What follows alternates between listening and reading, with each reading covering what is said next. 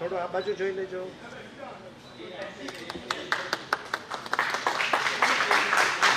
ભગવાન કી જય. એક સાથે જરા ઊભા રહી જજો ને ફોટો લઈ લે. સર આ બાજુ જોઈ લેજો. ભગવાન આપશે, ભગવાન આપશે. Thank you. અને જે પ્રાગટ્ય કર્યું એવા સુમનદીપ વિદ્યાલયના ડીન ડૉક્ટર હર્ષદભાઈ શાહ, નવનીતભાઈ, શ્રોતાઓ અને ભાઈઓ અને બહેનો, આજે ભગવાન મહાવીર સ્વામીનો જન્મ કલ્યાણક દિવસ છે. ભગવાન મહાવીર સ્વામીએ જે સિદ્ધાંતો આપ્યા, અહિંસા, અપરિગ્રહ અને કામ, એ સિદ્ધાંતો આજે પણ એટલા જ પ્રસ્તુત છે.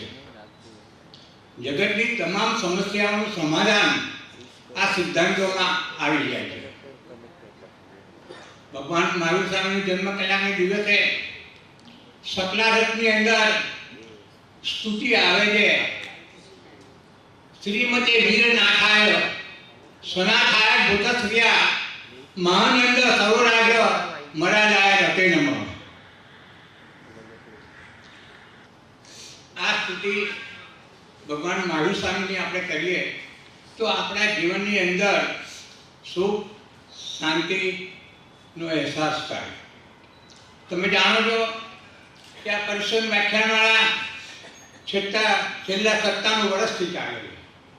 ગુજરાત યુવક કેન્દ્ર છેલ્લા 51 વર્ષથી સાતત્યપૂર્વક આ વ્યાખ્યાનમાળા ચલાવે છે.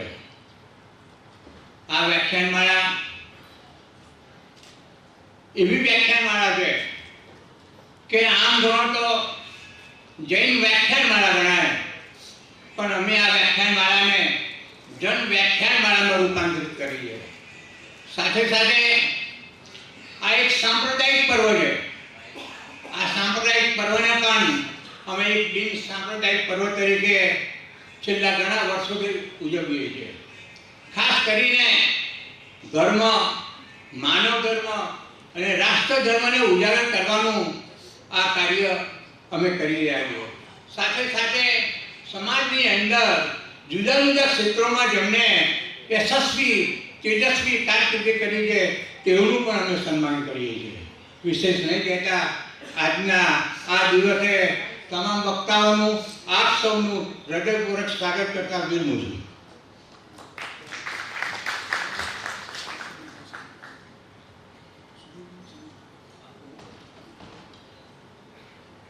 આપણે આગળ વક્તાઓનું સ્વાગત કરીએ.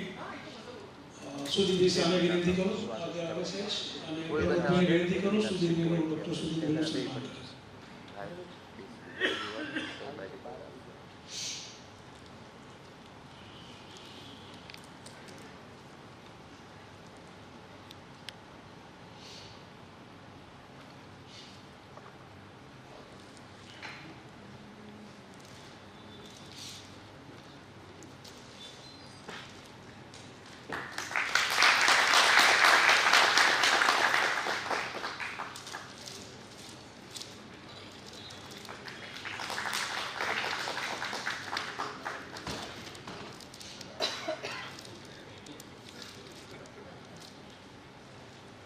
નીતિનભાઈ પારેખને વિનંતી કરું આગળ પ્રમોદભાઈ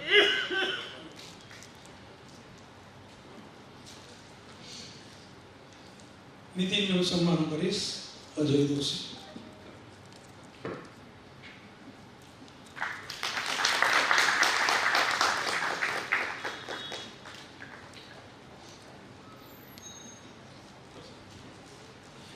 હર્ષદભાઈ શાહનું સન્માન કરીએ છીએ.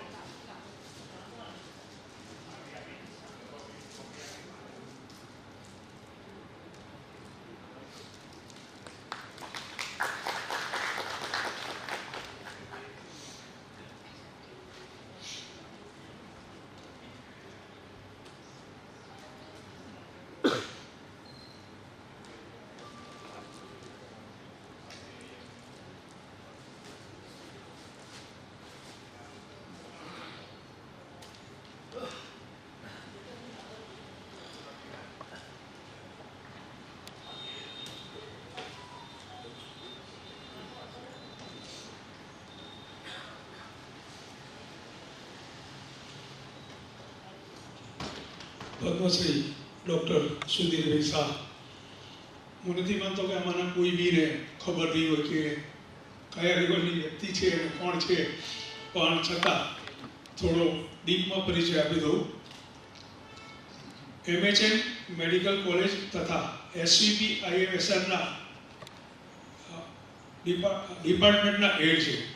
સ્ટર્લિંગ હોસ્પિટલના ન્યુરોસાયન્સીસ ડિપાર્ટમેન્ટના ડાયરેક્ટર છે. ગુજરાત રાજ્યના રાજ્યપાલના કન્સલ્ટન્ટ છે. ઇન્ડિયન એકેડમી ઓફ ન્યુરોલોજીના પૂર્વ કમિટી સભ્ય છે અને વર્લ્ડ યોગા ફાઉન્ડેશનના એડવાઇઝર છે. ન્યુરોલોજી ઉપર એમણે 6 બુકો લખેલી છે અને અનેક પબ્લિકેશન ગુજરાત, ભારત તથા વર્લ્ડ લેવલે તેમના લેખો પ્રકાશિત થયેલા છે. આટલા બધા બિઝી હોવા છતાં પણ નીચે મુજબના એવોર્ડ તેઓ મેળવી ચૂક્યા છે. 2016માં તેમને ભારત સરકાર તરફથી પદ્મશ્રીનો ખિતાબ આપવામાં આવ્યો છે. 2024માં ફ્રાન્સની સેનેટ દ્વારા તેમને ભારત ગૌરવનો એવોર્ડથી સન્માનિત કરવામાં આવ્યા છે. 2012માં ફિયાન દ્વારા ડૉક્ટર PC રોય, બહુ વર્લ્ડ લેવલે અગત્યનો એવોર્ડ કહેવાય, એ એવોર્ડ એમને મળેલો છે. યુનો એવોર્ડ, ગ્લોબલ વિઝનરી એવોર્ડ તથા અન્ય એવોર્ડ પણ એમને મેળવેલા છે. નેશનલ લેવલે તો અનેક, પણ વર્લ્ડ લેવલે BBC, ડિસ્કવરી, CNBC જેવી ચેનલોએ પણ એમના ઇન્ટરવ્યૂ લઈને પ્રકાશિત કર્યા છે. એવા ભારતના, ગુજરાતના અને આપણા અમદાવાદના આપણા ડૉક્ટર સુધીરભાઈને વિનંતી કરું પ્રવચન આપે.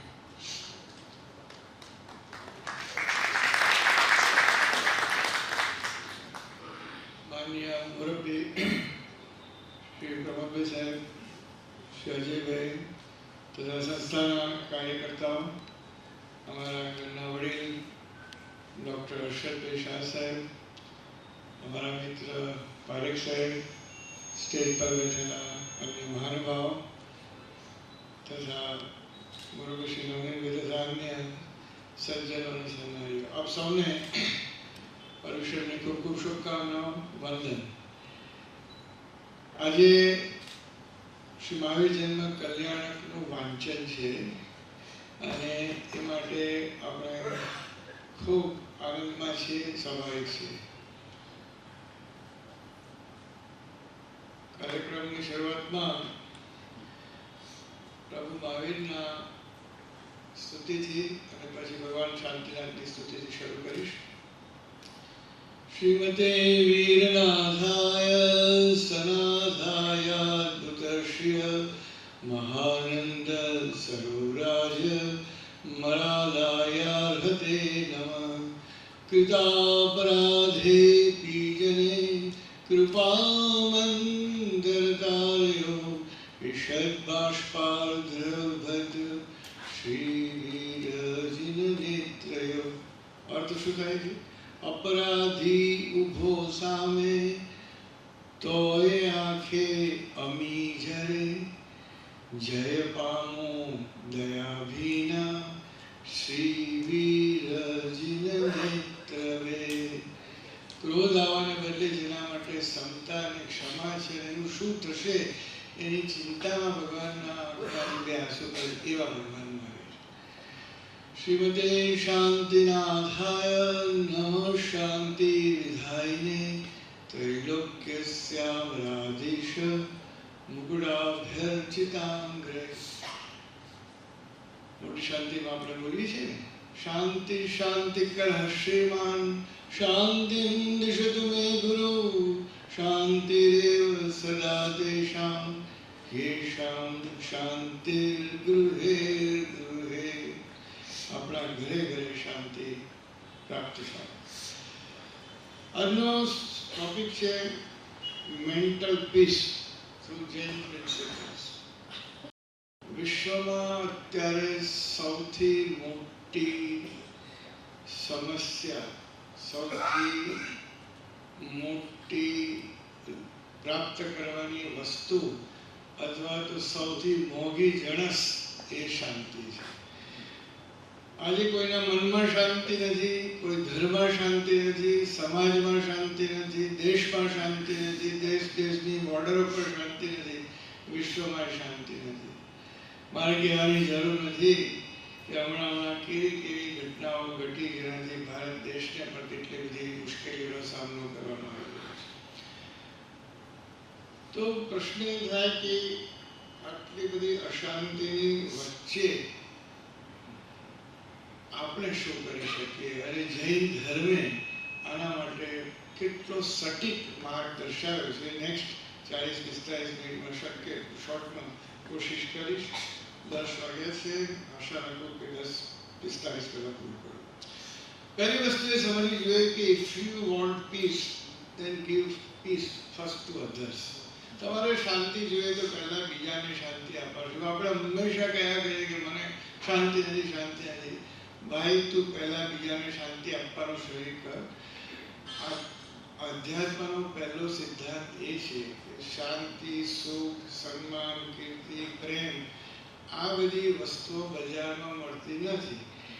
એ તમારે જો જોઈતી હોય તો સામે ડિપોઝિટ કરવી પડે. તમે જેટલી ડિપોઝિટ કરશો એના અનન્ય ઘણા પ્રમાણમાં તમને મળશે. તમને કોઈને તમે 1 યુનિટ શાંતિ આપશો તો જૈન ધર્મ કહે છે તમને 100 ગણી શાંતિ મળશે. અને એવું જરૂરી નથી કે હું પ્રમોદભાઈને શાંતિ આપું ત્યાંથી જ મને મળે. શક્ય છે કે મને આ ખૂણામાંથી મળે, પેલા ખૂણામાંથી મળે. એટલે આપણે અપેક્ષા નહીં રાખવાની કે મેં આમનું આમ કર્યું એટલે મને એમની પાસેથી મળી ગઈ. આ જૈન ધર્મનો એક બહુ જ સૂક્ષ્મ સિદ્ધાંત છે. એવું સુખનું છે. અને there is no way to peace. Peace is the only way. સમજવાની વસ્તુ એ છે કે ભગવાન મહાવીર સ્વામીએ જ્યારે કેવળ જ્ઞાન પ્રાપ્ત થયું ત્યારે અત્યંત કરુણાથી એમણે ડિસેન્ટનો યોગ અજમાવ્યો અને એમણે વિશ્વના કલ્યાણનો રસ્તો બતાવ્યો. અને એમણે એક સૂત્ર આપ્યું, સમ્યક દર્શન જ્ઞાન ચારિત્રાણી મોક્ષ માર્ગ. સમ્યક દર્શન, સમ્યક જ્ઞાન અને સમ્યક ચારિત્ર એ મોક્ષનો માર્ગ છે. એમણે તો ત્રિપદી આપી. ત્રિપદી બોલતા બોલતા જે આપણને 14 પૂર્વ અને આગળ મળ્યા એમાંનું એક સૂત્ર આ છે. હવે જોવાની વસ્તુ એ છે કે ભગવાને તો મોક્ષનો માર્ગ બતાવ્યો, પરંતુ એ માર્ગે ચાલતા ચાલતા સૌ પ્રથમ શારીરિક સ્વાસ્થ્ય પ્રાપ્ત થાય છે, માનસિક શાંતિ મળે છે, ચૈતસિક સુખ મળે છે, આધ્યાત્મિક ઉન્નતિ મળે છે અને મોક્ષ તો મળે છે. એટલે આ એક જબરજસ્ત પાથ અમે ક્રિએટ કર્યો. અને સર્વ તીર્થંકરોનો આધાર એ શાંતિ રહ્યો છે. અને શાંતિ એ જ આપણા ધર્મનો મૂળ આધાર છે. પ્રશ્ન એ થાય શોર્ટમાં જોઈએ કે શાંતિ કયા કયા પ્રકારની હોય. તો એક તો આપણા મનની માનસિક શાંતિ જે મુખ્ય જેના વિશે આપણે ચર્ચા કરીશું. બીજી શાંતિ વિશે આપણે વાત નહીં કરી શકીએ. પણ આ ઉપરાંત ફેમિલીની શાંતિ, સોશિયલ શાંતિ, આધ્યાત્મિક શાંતિ, વિશ્વની શાંતિ. પણ એવું કહેવાય છે કે જો આપણા મનની અંદર આપણે શાંતિ પ્રસ્થાપિત કરી શકીએ તો આપણને સર્વ પ્રકારે શાંતિ પ્રાપ્ત થઈ શકે અને બીજે શાંતિ ફેલાવી શકીએ. તો પીસ એટલે શું? કોઈ પૂછે કે શાંતિનો અર્થ શું? તો શાંતિ એકદમ ઉચ્ચ આધ્યાત્મિક અવસ્થા છે, ચૈતસિક અવસ્થા છે, ઇન્ટરનલ સ્ટેટ છે જેમાં કોઈ માત્ર ક્ષમતા સિવાયની કોઈ વાત નથી. કોઈ રાગ નથી, કોઈ દ્વેષ નથી, કોઈ કષાય નથી. ખાલી સમત્વની ભાવના છે, બેલેન્સની ભાવના છે, સમરસતા છે. એમાં કોઈ શોક નથી, કોઈ ડર નથી, કોઈ ક્ષોભ નથી, કોઈ લોભ નથી, કોઈ ચિંતા નથી, કોઈ ફ્રસ્ટ્રેશન નથી. સમરસતાની અપૂર્વ અનુભૂતિ એનું નામ શાંતિ. અને એ એટલું મોટું સ્ટેટ છે કે એની અંદર સુખ ઓટોમેટિકલી નિહિત છે. એની રચના જ એવી છે કે આ શાંતિ હોય એ માણસ સુખના દરિયામાં જ હોય. આપણને પ્રશ્ન થાય કે આપણને સુખ કેમ નથી, શાંતિ કેમ નથી? ઘણા કારણો છે. બાહ્ય કારણો તમે જાણો છો, જે મેં કહ્યું એમ વિશ્વમાં ચારે બાજુ અશાંતિ છે, રાષ્ટ્રમાં શાંતિ છે, સમાજમાં શાંતિ છે, આજુબાજુ બધી અશાંતિ છે, ગવર્મેન્ટના પ્રોબ્લેમ છે, ટ્રાફિકની સમસ્યા છે. આજે તો મોબાઈલ મેનેજ કરવાના રોજના ખબર નહીં યુવાનો કે વડીલો વૃદ્ધો પણ મેં જાણ્યું પ્રમાણે 4 થી 6 8 કલાક મોબાઈલ ઉપર મચાન રહેતા હોય છે, આ બધું એને પણ મેનેજ કરવાની સમસ્યા, એની પણ અશાંતિ ઊભી રહે છે. અને આ બધાની સાથે સાથે દરેકને પોતાના ધંધા વ્યાપારની ચિંતાઓ, ઘર ચલાવવાની સમસ્યાઓ, કુટુંબમાં અંદર મનમેળની સમસ્યાઓ, પોતાના માનસિક કેટલાક દોષો અને એની વચ્ચે બધાની વચ્ચે બેલેન્સ રાખવું એ અશાંતિના અનેક કારણો છે. પણ જૈન ધર્મ જુદી રીતે કહે છે. અશાંતિ ભાઈ બહાર તો હશે, પણ એ અશાંતિ તને પજવી ન શકે. ખરેખરી અશાંતિ તારી પોતાની અંદર છે એવું ભગવાન કહે છે. જૈન ધર્મ એવું કહે છે કે આપણું અસ્તિત્વ 3 સ્વરૂપે છે: એક આત્મા, એક મન અને એક શરીર. આત્મા તો અચિંત્ય સુખનો માલિક છે. સમ્યક દર્શન, સમ્યક ચારિત્ર, સમ્યક જ્ઞાનનો પ્રકાશ છે એની અંદર. એમાં કોઈ અશાંતિ હોઈ શકે નહીં. શરીર તો નિર્જીવ છે એ રીતે કે એની અંદર કોઈ ઇમોશન નથી. ત્યારે જે દુઃખની સંજ્ઞા, અશાંતિની સંજ્ઞા જે આવે છે માત્ર મનમાંથી આવી શકે. અને મનમાંથી કેમ આવે છે? તો મનના જે વ્યાપાર છે આપણા, જેમાં મુખ્ય વાત રાગ અને દ્વેષ, એટેચમેન્ટ એવર્ઝન. રાગના 2 પુત્રો એટલે લોભ અને માયા, અને દ્વેષના પુત્રો એટલે ક્રોધ અને માન. મારા ખ્યાલથી પારેખ સાહેબ આજે માન અપમાન વિશે પર વાત કરવાની, એટલે હું ડિટેલમાં નહીં જાઉં. પરંતુ 4 કશાયો, ક્રોધ, માન, માયા, લોભ, એમના બંનેના જનક એવા રાગ અને દ્વેષ, અને એની પાછળ રહેલો મોહ. એટલે 7 જણનો પરિવાર એ આપણા દુઃખનું મુખ્ય કારણ છે. આમાં જ ઉત્પન્ન થતી ઈચ્છાઓ, વિચારો, વાસનાઓ અને મનના દ્વંદ્વો, મન ભૂતકાળ અને ભવિષ્યમાં ફર્યા કરે, આ બધું ભેગું થઈને અશાંતિનું મોટું તરકટ આપણી અંદર ઊભું કરે છે. અને એ જૈન ધર્મ પ્રમાણે મૂળ કારણ છે. એટલે જૈન ધર્મે આખી રચના ધર્મની એવી રીતે કરી કે આ બધાને કેવી રીતે હટાવી દેવા, મનના વ્યાપારો બંધ કરવા અને સીધો આત્માનો પ્રકાશ આવે એ ગોઠવવું. એટલે મનમાંથી અમન થવાની પ્રક્રિયા, એનું નામ જૈન ધર્મ. આટલું આપણને ક્લિયર થઈ જવું જોઈએ. અને જૈન ધર્મની આખી સાધના તમે જોશો કે મનમાંથી અમન થવાની, મનના બધા વેપાર બંધ કરવાની જે વાત છે એ જૈન ધર્મ. અને આપ તો જાણો છો કે આખું આપણો આત્મા એ તો અત્યંત સુખનો દરિયો છે, અત્યંત શાંતિનો દરિયો છે. આપણે કહીએ છીએ કે અનંત સુખ, અનંત વીર્ય, અનંત શાંતિ એ આપણા આત્માનો એટ્રીબ્યુટ છે, સ્વભાવ છે.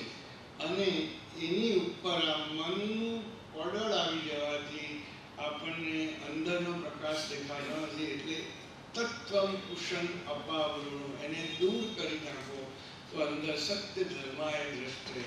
એ જે ઉપનિષદનું વાક્ય છે એ આ રીતે અભિપ્રેત છે. અને મનમાંથી અમન થવા માટે જે કંઈ પણ સાધના છે એ યોગી પુરુષોએ યોગમાં બતાવી, સાંખ્યમાં બતાવી, ષડ દર્શનમાં પણ પોતાની રીતે બતાવી, પણ જૈન ધર્મે બહુ જ વિશેષ રૂપે બતાવી. કસ્તુરી મૃગની અંદર અનંત સુગંધ પડેલી છે, પણ એને ખબર નથી, એટલે બહાર ભટકે છે, માથા પછાડીને મૃત્યુ પામે છે. એ સુગંધ ક્યાંથી આવે છે જાણવા માટે. એ રીતે આપણી અંદર પરમ શાંતિ છે, પણ આપણને ખબર નથી. શાંતિને સુખની શોધમાં આપણે બહાર ભટક્યા કરીએ છીએ.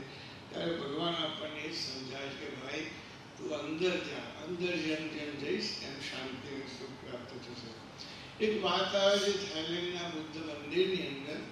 એક મંદિર છે જેની માટીના ભગવાન બુદ્ધ છે, અને સદીઓ સુધી રોજ પૂજા કરવામાં આવતી હતી. અને માટીના ભગવાન કેટલા સુંદર એ વાત ચાલતી હતી. એક દિવસ પૂજારી પૂજા કરવા ગયો અને માટીની ભાગ થોડો ખસી ગયો, તો તો નીચેથી એને ગોળ જેવું કંઈક દેખાયું એટલે આમ તેમ ખસેડતા આખી મૂર્તિ સોનાની હતી. અને તમે જ્યારે થાઈલેન્ડ જાઓ ત્યારે જુઓ છો ગોલ્ડન બુદ્ધા, એમ આપણી અંદર સેજ ખસેડીશું તો પરમ શાંતિ દેખાશે. એ કહેવાની મારી વાત છે. મિત્રો, જૈન ધર્મમાં એક સૂત્ર આવે છે કે આ જગતમાં 4 ચીજો અમૂલ્ય છે. પ્રથમ, મનુષ્ય જન્મની પ્રાપ્તિ દુષ્કર છે.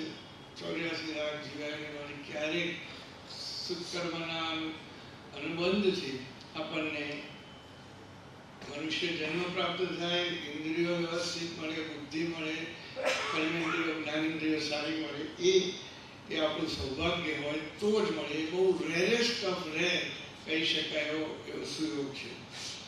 ત્યાર પછી મનુષ્ય ભાવ તો મળે, પણ આખા જૈન ધર્મની કે કોઈ પણ સાચા ધર્મની પ્રાપ્તિ જ ના થાય તો આખું જીવન એળે જાય. એટલે સેકન્ડ દુષ્કર વસ્તુ એ ધર્મનું શ્રવણ છે. ગુરુમુખે શાસ્ત્ર દ્વારા આપણને ધર્મની પ્રાપ્તિ થઈ, એ આપણું સેકન્ડ મોટું સૌભાગ્ય હોય.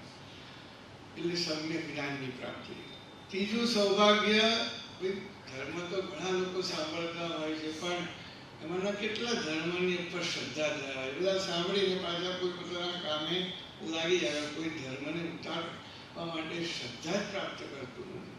એ ધર્મમાં શ્રદ્ધા પ્રાપ્ત થવી એ ત્રીજું સૌથી મોટું સૌભાગ્ય હોય. રેરેસ્ટ છે, પણ એનાથી પણ રેર ધર્મમાં શ્રદ્ધા થાય છતાં પણ ધર્મના માર્ગે આપણે આચરણ ન કરીએ તો એનાથી મોટું કમભાગ્ય કોઈ હોઈ ન શકે.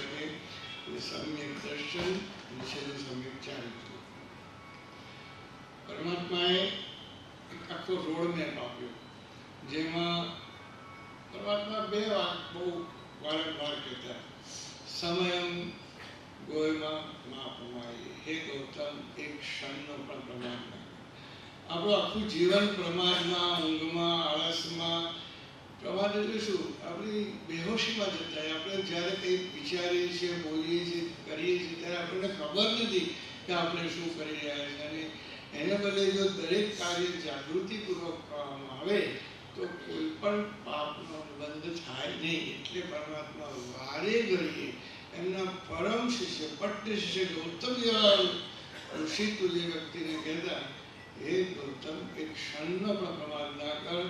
એવી વાળ બહાર કે જેથી કોઈ ખોટો વિચાર પ્રવેશે નહીં, ખોટો શબ્દ તારી વાણીમાંથી પ્રગટ ન થાય, ખોટું કાર્ય ન થાય. બીજી મહત્વની વાત પરમાત્મા વારે ઘડીએ સમજાવતા કે સમતા એ સૌથી મોટું લક્ષણ છે. એ આવશે એટલે બાકીનું બધું પ્રગટ થશે.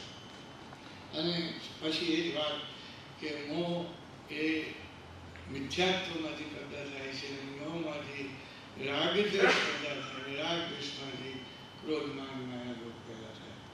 એટલે ધર્મનો જે પાઠ આપ્યો એમાં અહિંસા, અનેકાંત અને અપરિગ્રહ, પ્રભુની સાથે વાત કરીએ એ આપણા 3 મુખ્ય ધ્યેય છે. અહિંસા એ આપણા ધર્મનો બેઝ છે, અને એ પછી 12 વ્રતોની એની સાથે આ વાત આવે જેથી આ ધર્મ પુષ્ટ થાય.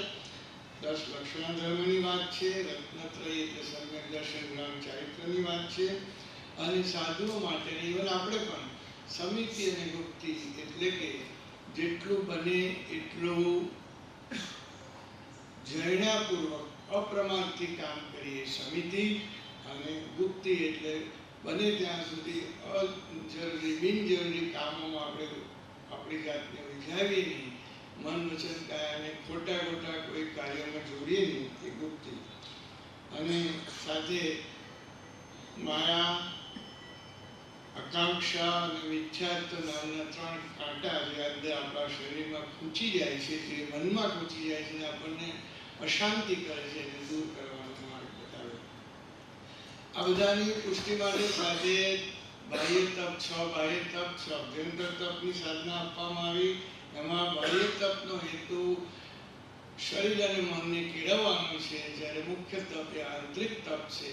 બાહ્ય તપ કરવાની સાથે જો તમે સ્વાધ્યાય અને અભ્યાસ ના કરો તો એ ભાઈએ તમે બાળ તપ કર્યા છે, પણ એની સાથે જ તમે અભ્યાસ ગોઠવો, ધ્યાન ગોઠવો, સ્વાધ્યાય કરો, તે તપ પુષ્ટ થાય છે, એનું કલ્યાણમય થાય. બાકી એકલા ઉપવાસ કરવાથી ખાલી લાંઘણનું ફળ મળે, પરંતુ આત્માનું કલ્યાણ ન થાય એવું સ્પષ્ટ આગમોમાં કહેવામાં આવ્યું. પણ સાથે સાથે જે પુરુષોને સ્ત્રીઓને આ સમજ આપવામાં આવી કે સાથે સાથે પૂર્ણ રીતે અભ્યાસ કરો, સ્વાધ્યાય કરો, એના જેવું ઊંચું તપ કોઈ નથી. અને બીજા 6 તપ જે આપણામાં વર્ણન કર્યા છે એની વાત આવે છે.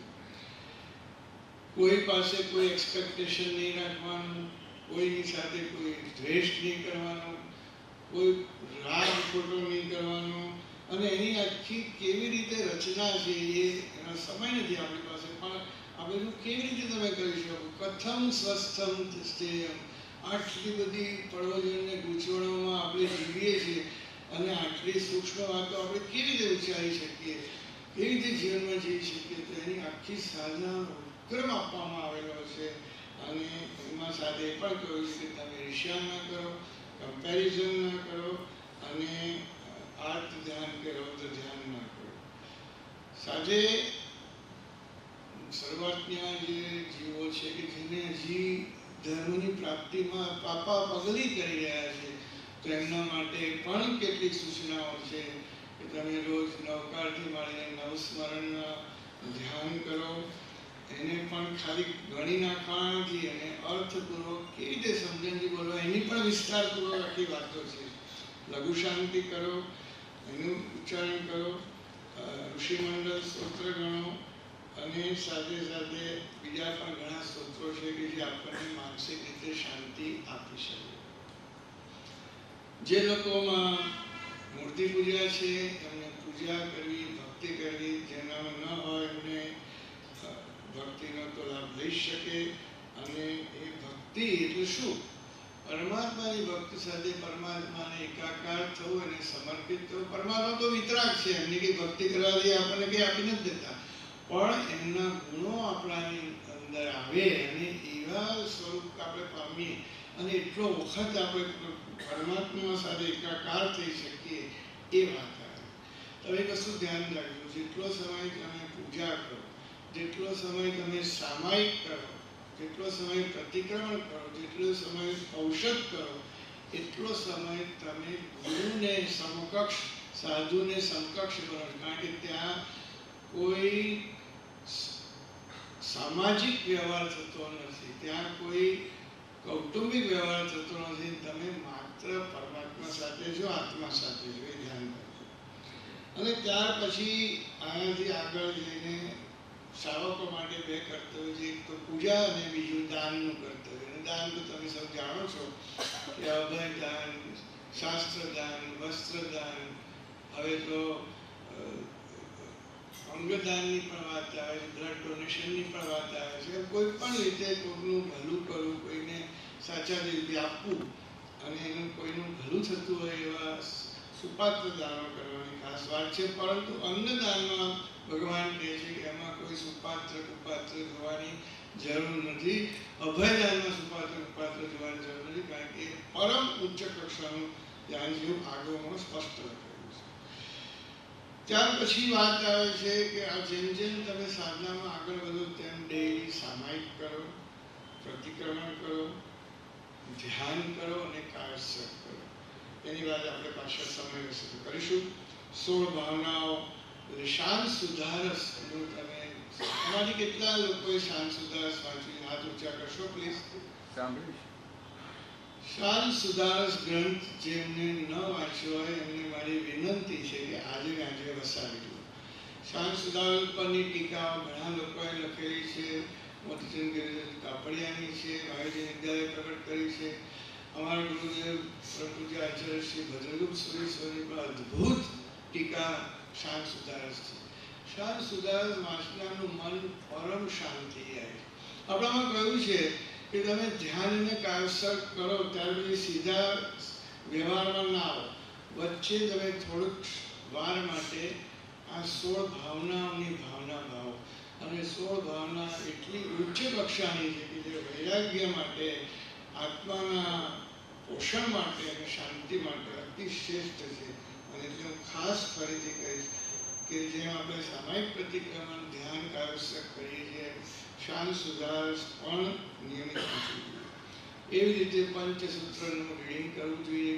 પંચસૂત્ર એટલે આપણે ખ્યાલ છે ચારનું શરણાજો, સુકૃતની અનુમોદના અને મારા દુષ્કૃતની ગરહા. આ ત્રણની રોજે રોજ ભાવના કરવાથી શુદ્ધ ધર્મની પ્રાપ્તિ થાય એવું શાસ્ત્ર લખે છે.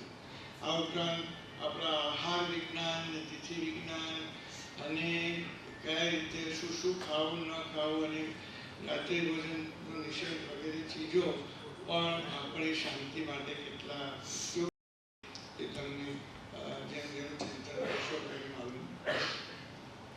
તો મિત્રો આપણે શોર્ટમાં બધું જોયું. હવે સામાન્ય જગ્યાએ આપણે 20 મિનિટમાં ડિટેલ જોઈ. એક તો અહિંસા, અપરિગ્રહ અને અનેકાંત. અહિંસા એટલે non violence to any and all forms of life. એમાં પીસ ઓફ થોટ હોય છે, પીસ ઓફ સ્પીચ હોય છે, પીસ ઓફ એક્શન હોય છે. કોઈને આપણે હાર્મ કરવાના નથી, મન, વચન ને કાયાથી, અને સૂક્ષ્મ ને બાદર, માઇક્રો ને મેક્રો ફોર્મ. બરાબર છે. અને અહિંસાનો હેતુ શું છે? આપણને ક્રોધ ના આવે, રિવેન્જની ભાવના ના આવે, દરેક જીવ પ્રત્યે કમ્પેશન થાય, અને એટલે આપણને એમાંથી શાંતિ પ્રાપ્ત થાય. આખા જગત માટે અહિંસાની ભાવના લાવવી. એ જ રીતે અપરિગ્રહ. ઇનપુટ બંધ થઈ ગયું કેમ કે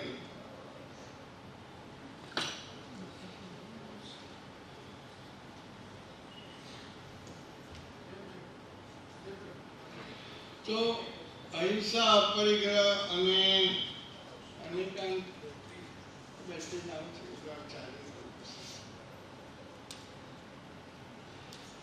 એવી રીતે આપણે અનેકાંતની વાત કરીએ તો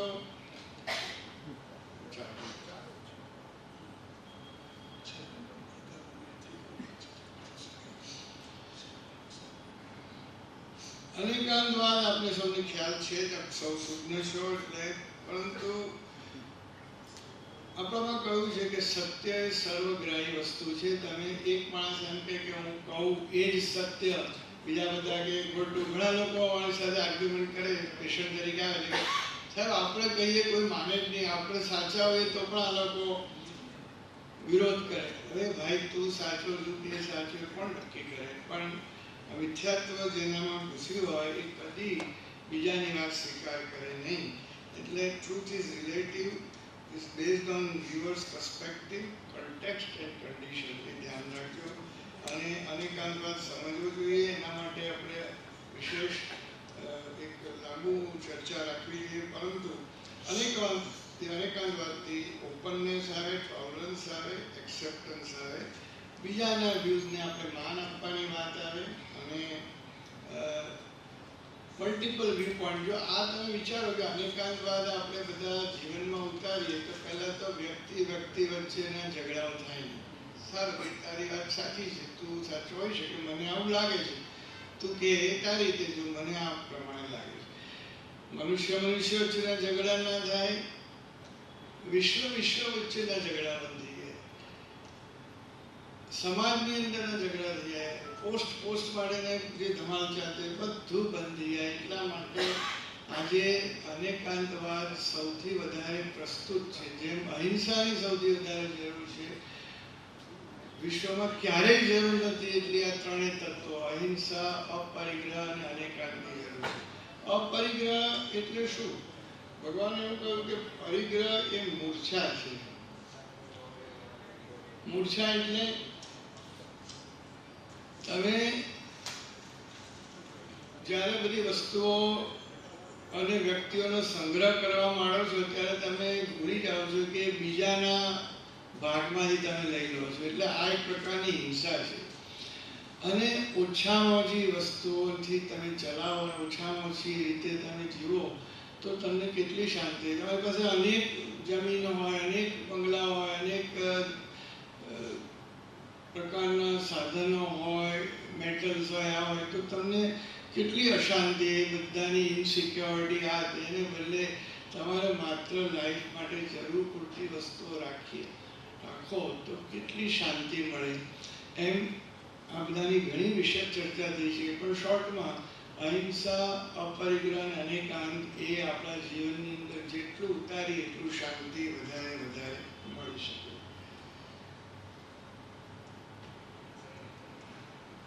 એ જ રીતે રત્નત્રયની વાત છે. આપ સૌ જાણો છો, સમ્યક દર્શન, સમ્યક જ્ઞાન અને સમ્યક ચારિત્ર વગર માણસ જીવનમાં આગળ ના વધી શકે. અને મિથ્યાત્વને લીધે જ જીવ 84 લાખ યોનિમાં ભટક્યા કરે છે. રત્નત્રય એટલે માત્ર સાધુએ જીવનમાં ઉતારવાની વાત નથી.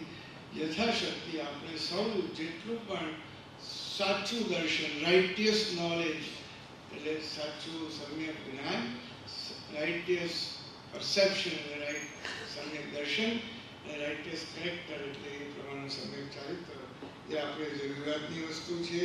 અને ethical living with integrity, self esteem આનો સિદ્ધાંત છે.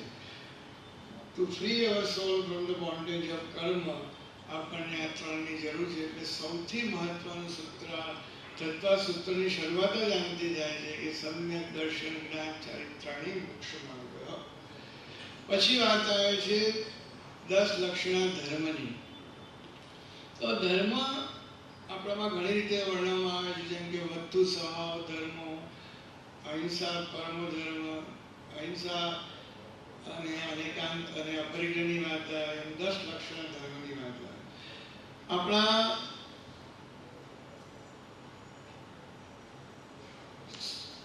જે શ્વેતાંબરના પર્યુષણ 8 દિવસના પછશે, પછી 10 દિવસના જે આવશે એ દિગંબરના પર્યુષણ આવશે. તો એને અંદર 10 લક્ષણો કહ્યા છે ધર્મના, જેમાં ઉત્તમ ક્ષમા, ફોરગિવનેસ. આપ જાણો છો કે ક્ષમા પણ જૈન ધર્મનો પ્રાણ છે. મનથી, વચનથી અને ક્રિયાથી, શરીરથી સૌની ક્ષમા માગવી, સાચા દિલથી માગવી, સૂક્ષ્મ વાદળ જે પણ પાપ થયું એ બદલ, કોઈ જગ્યાએ કોઈને આપણે હર્ટ કર્યા એના બદલ, અને એ પ્રમાણે સાચા દિલથી ઉદારતાથી આપવી એ ક્ષમાનું એક સુંદર બાહ્ય રૂપ છે. અને એની સાથે મનમાંથી બધા શૈયો નીકળી જાય. એટલે માણસને શાંતિ જોઈતી હોય તો જઈ જોડે જે કંઈ પણ મન દુઃખ, ઝઘડા, જે કંઈ પણ ડિસ્પ્યુટ હોય એ જઈને પર્યુષણ પર્વનો લાભ લઈ સાચા દિલથી, સમવયસ્ક હોય તો ભેટીને, મોટા હોય તો પગ પકડીને આંખમાં આંસુ સાથે સાચા દિલથી ક્ષમા માગવી એ ક્ષમા આપનારનો સાચો હેતુ છે. ખાલી ઈચ્છામી નિગ્રહ કરવાથી ક્ષમા આપનારનો અર્થ સરતો નથી. સાચી ક્ષમા, બરાબર છે. અને એ આપણા એંગર, ક્રોધ, ગ્રજીસ બધું જતું કરવાનો અવસર છે. એવી રીતે મૃદુતા, સરળતા, નમ્રતા, શૌચ એટલે પવિત્રતા, આ બધા જે ગુણો કહેવામાં આવ્યા છે. ભગવાને એક જગ્યાએ કહ્યું કે ક્ષમાથી ક્રોધને જીતો, સરળતાથી માયાને જીતો, નમ્રતાથી માનને જીતો, અને દાનથી તમે લોભને જીતો. આ 4 શત્રુઓ કીધા આપણા, ક્રોધમાન, માયા, લોભ. એને આની સામેના 4 મારણો આપ્યા. એ આ પહેલા 10 લક્ષણ ધર્મમાં આવે. એ જ રીતે ઉત્તમ સત્ય, ઉત્તમ સંયમ, ઉત્તમ તપ, ઉત્તમ ત્યાગ, ઉત્તમ અકિંચનતા, અને એટલે કે નોન પોઝેશન, અપરિગ્રહની વાત છે. અને ઉત્તમ બ્રહ્મચર્ય એટલે કે ચસ્તિનું આપણું સેલિબસીનું જે વર્ણન છે. સાધુઓ માટે સંપૂર્ણ બ્રહ્મચર્ય, અને આપણા ગૃહસ્થો માટે સ્વધારા સંતોષ વિરમણ વ્રત જે છે એ વાત છે. આ બધા વ્રતોની પણ સમજ કેળવવા જેવી છે. અદ્ભુત રીતે વંદિતુ સૂત્રમાં વર્ણન છે. વંદિતુના જે અધિચાર છે એમાં પણ વર્ણન છે. અને એક પુસ્તક તમને જો મળશે, આલોચના નામનું, જેની અંદર બધા વિશે ડિટેલ આપવામાં આવ્યું છે. હકીકતમાં એ પુસ્તક મારા સ્વર્ગસ્થ દાદા પંડિત શાંતિભાઈ સાડંબા કરે લખેલું, જેમણે મને ધર્મનું જ્ઞાન આપ્યું અને પછી પિતાશ્રી આપ્યું. એ પુસ્તકમાં આલોચના એટલે પ્રતિક્રમણનું જે હાર્ટ છે, વંદિત્વ, એના ઉપરનું સુંદર વિવરણ છે, પણ આપણે વાંચી જવું જોઈએ. પ્રતિક્રમણ કરતા પહેલા વંદિત્વ વિશેનું ડિટેલ સમજવું બહુ જરૂરી, તો જ પ્રતિક્રમણ તમે સાચી રીતે અને સારી રીતે કરી શકશો. શુદ્ધ ધર્મની પ્રાપ્તિ માટે મેં હમણાં જ કહ્યું પ્રમાણે 4મું શરણ અરિહંત, સિદ્ધ, સાધુ અને કેવલી પ્રવૃત્તિ ધર્મનું શરણ હોજો. સુકૃતની અનુમોદના, બધાના સુકૃતોની અનુમોદના કરવી, અને આપણા પોતાના સુકૃતની પણ અનુમોદના કરવી અને દુષ્કૃતોની ગરહા કરવી. મહારાજે થયેલા જે કંઈક પાપો, દુષ્કૃત્યો હોય, કોઈના વિશે મન, વચન, કર્મથી કંઈ પણ કરાવ્યું હોય, એ બધા માટે હું ગુરુ સાક્ષી જે કરું એ ગરહા, અને મારી રીતે કરું એ નિંદા, એ કરવાનું. અને જૈન ધર્મના 4 પિલર જેને દાન છે, તપ અને ભાવ છે. મેં દાનની વાત કરી.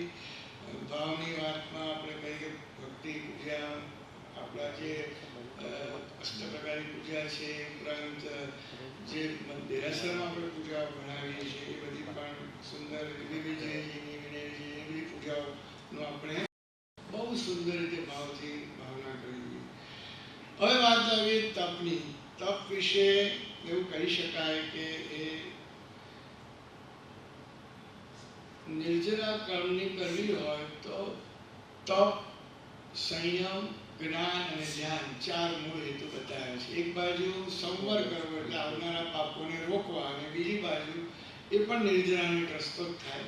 અને બાકી તપ, સંયમ, ધ્યાન અને જ્ઞાન.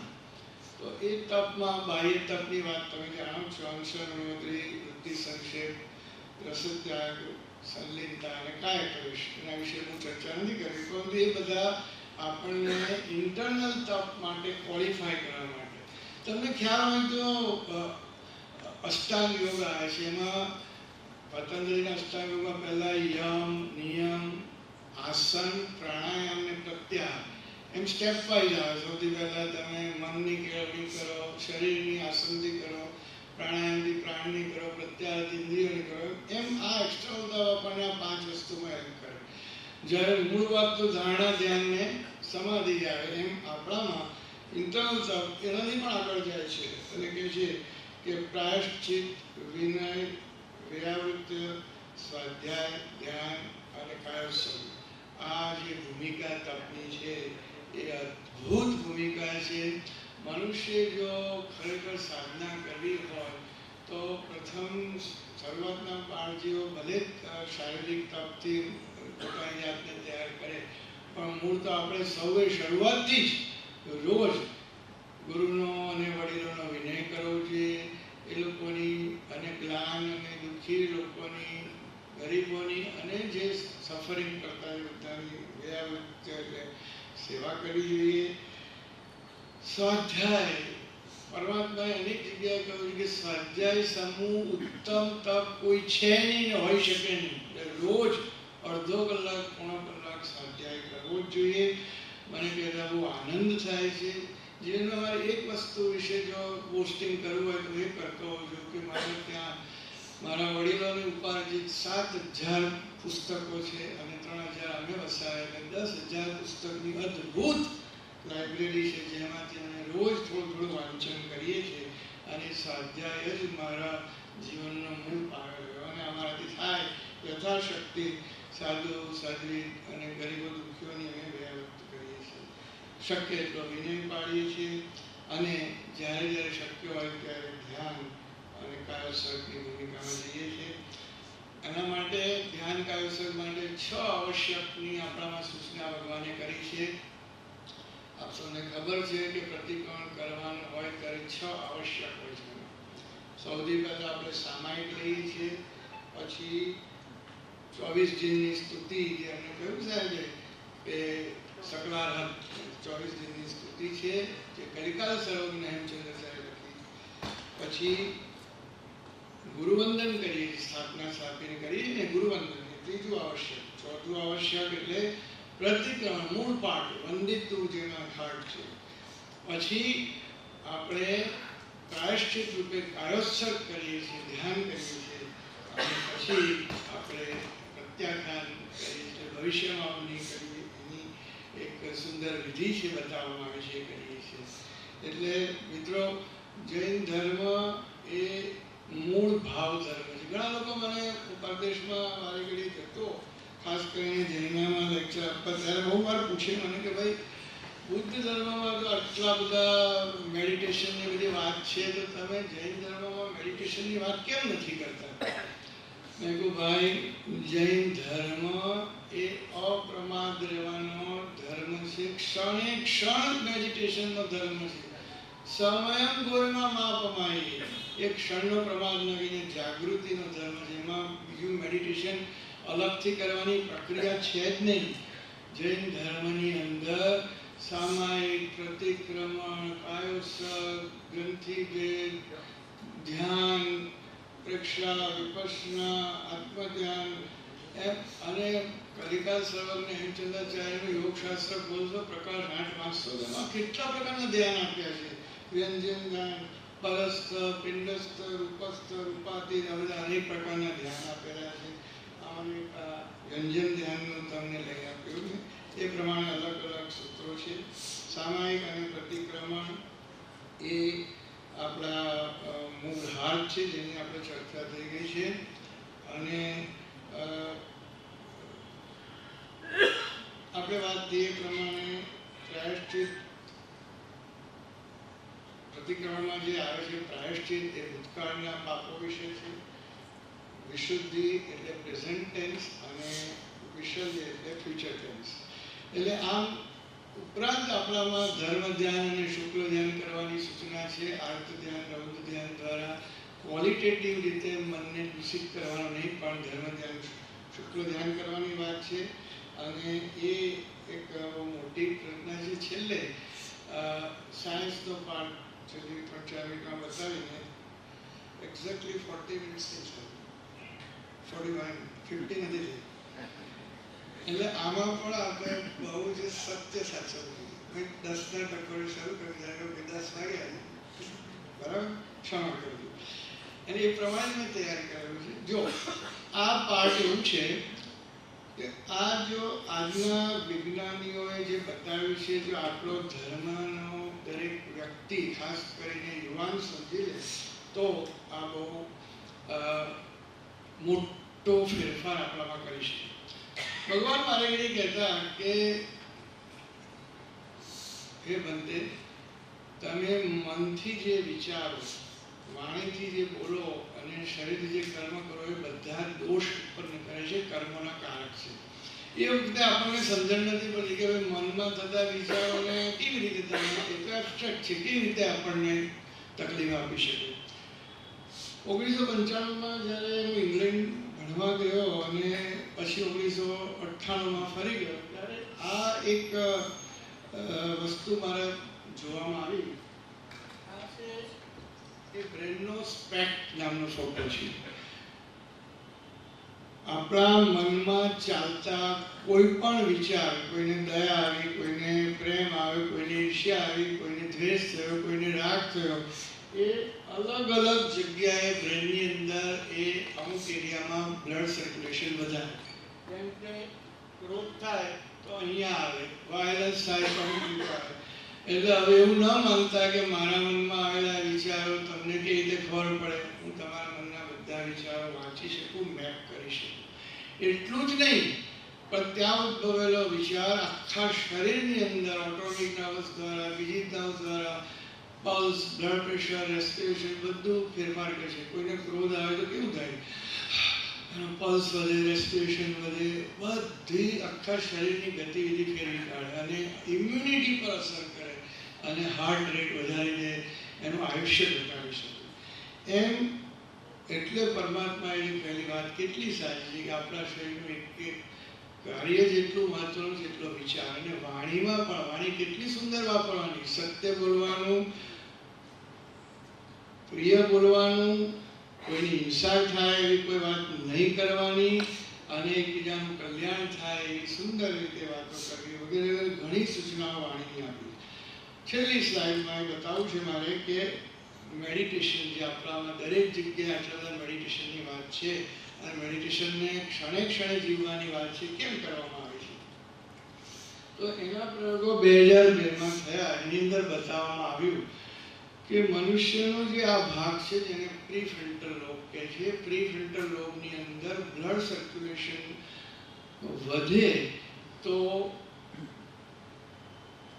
તમારી પ્રજ્ઞાનો વિકાસ થાય. અને એક્ઝેક્ટલી આ બેઝલાઇન ગ્રાફ એટલે બિફોર મેડિટેશન અને 40 મિનિટના મેડિટેશન પછી જ્યારે સ્પેક નામના મશીનમાં બ્રેનનો બ્લડ ફ્લો જોવામાં આવે છે તો જે રેડ પાર્ટ તમે જુઓ છો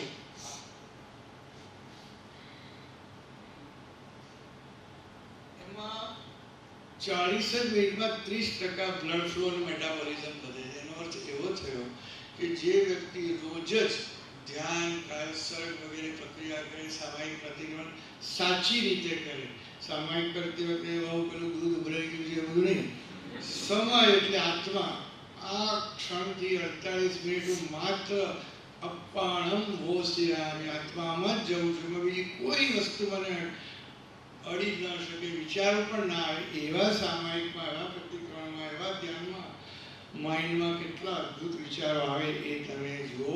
અને પ્રજ્ઞાનો કેટલો વિકાસ થાય. પ્રજ્ઞા એટલે થોટ, કમ્યુનિકેશન, મેમરી, તમારી આભા, એક્ઝિક્યુટિવ કેપેસિટી, પ્લાનિંગ, આ બધું પ્રજ્ઞાની અંદર આવે. એટલે જે મનુષ્યો રોજ ધ્યાન કરતા હોય છે એમની પ્રજ્ઞાનો અદ્ભુત વિકાસ થાય. એમને ઓછા ઓછી મહેનતે ઘણું કરી શકે. યાદશક્તિ, સ્મૃતિ બધા બધું વધી શકે. અને સૌથી અગત્યનું મેડિટેશન દરમિયાન જે બને છે એ આ છે કે આપણા ડાબા બ્રેનની અંદર બ્લડ સર્ક્યુલેશન મેડિટેશન બહુ ઘટી જાય.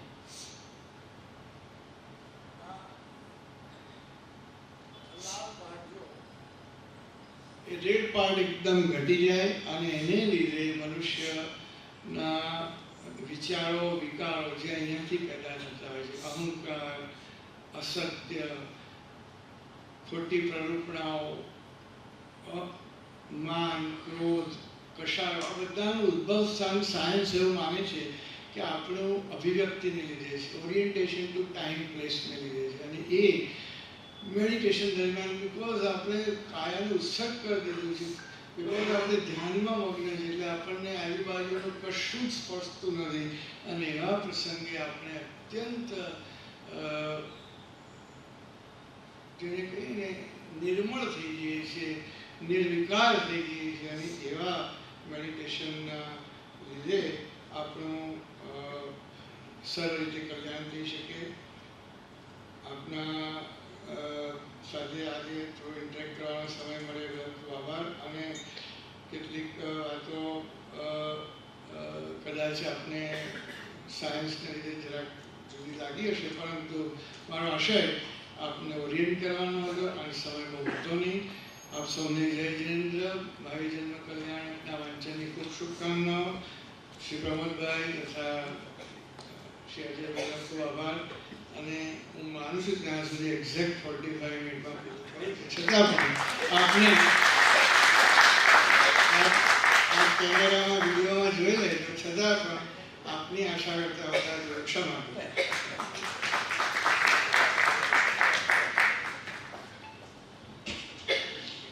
આભાર ડૉક્ટર સુધીરભાઈ. પદ્મશ્રી અને એટલા બધા ખિતાબો છે, કદાચ ભારત અને વર્લ્ડમાં પણ એક જ વ્યક્તિ એવી છે કે જે જૈન ધર્મની પૂરેપૂરી ડિટેલની જાણકારી છે એમને અને સાયન્સની જાણકારી છે. સમજો કે બે વસ્તુનું સમાધાન કરવું હોય તો કદાચ આ એક જ વ્યક્તિ આપણને મળે કે જૈન ધર્મની રીતે સાયન્સ કેવી રીતે સેટ થાય છે. પણ આપણે સમયની મર્યાદાને લીધે થોડું એમને ટૂંકાવવું પડ્યું હશે. આપણે હવે સમાજ સેવકનું સન્માન કરીએ અને પછી વિધિને સાંભળીએ. ખૂબ જ ગહન વિષય અને ખૂબ જ ડિટેલ હોવા છતાં સુધીરભાઈએ એમને જે સમય ફાળવ્યો એની અંદર ખૂબ સુંદર રીતે આપણી જોડે રજૂઆત કરી અને સમયના પાબંદી પદ્મશ્રી હોય ડૉક્ટર હોય એટલે અવશ્ય હોય અને આપણે જેમને સાંભળવા ખૂબ આતુર છીએ એવા નીતિનભાઈ પારેખને આપણે સાંભળીએ એ પહેલાં એક 5 મિનિટની અંદર આપણે જે સમાજ સેવકો છે તેઓનું બહુમાન લઈ લઈએ. અત્રેથી નામ જાહેર કરવામાં આવશે તો જરા ઝડપથી આ વિજેતાઓ અને સમાજ સેવકો અત્રે પધારે અને જેથી આપણે નીતિનભાઈને પણ આ જ રીતે ખૂબ સુંદર રીતે સાંભળી શકીએ. સૌથી પહેલા શ્રી પરેશભાઈ શેઠ, ત્યારબાદ કલગીબેન શાહ. વાંચવા માટેનો સમયમાં થોડીક ક્ષમા ચાહું છું કારણ કે આપણે નીતિનભાઈને પણ ખૂબ ગહન રીતે સાંભળવા છે, માણવા છે. કલગીબેન શાહ, શ્રી રમેશભાઈ ચિમનલાલ શાહ, રાજ્યસ ફાઉન્ડેશન અને અદિતભાઈ તૈયાર રહે. સૌથી પ્રથમ પરેશભાઈ શેઠ. આ તમામના સામાજિક કાર્યોને ધ્યાનમાં અનુલક્ષીને ધર્મ જાગૃતિ કેન્દ્ર તેઓને સન્માનિત કરી રહી છે.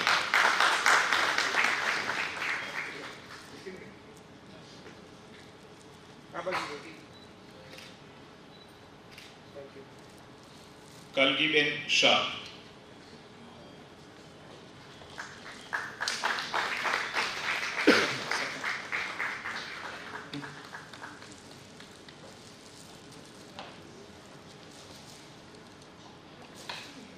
રમેશભાઈ ચિમનલાલ શાહ અને અદિતભાઈ અજયભાઈ શાહ.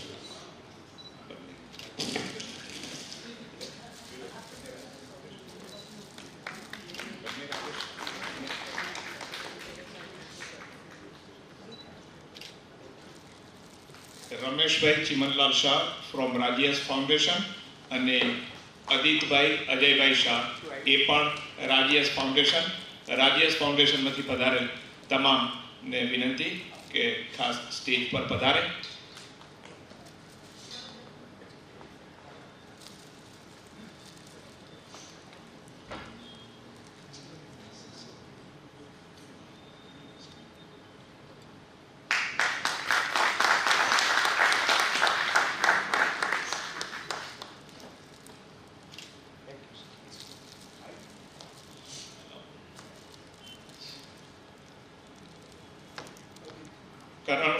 ત્યારબાદ કરણ ફાઉન્ડેશનમાંથી રેખાબેન વર્મા.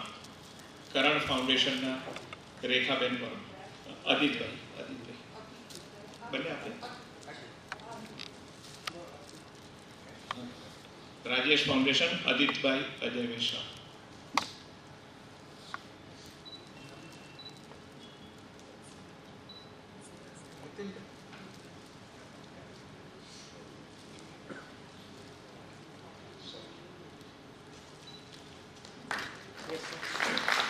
કરણ ફાઉન્ડેશનના રાખીબેન વર્મા. ત્યારબાદ પધારો અપ સ્ટેજ પર. રાખીબેન વર્મા, કરણ ફાઉન્ડેશન.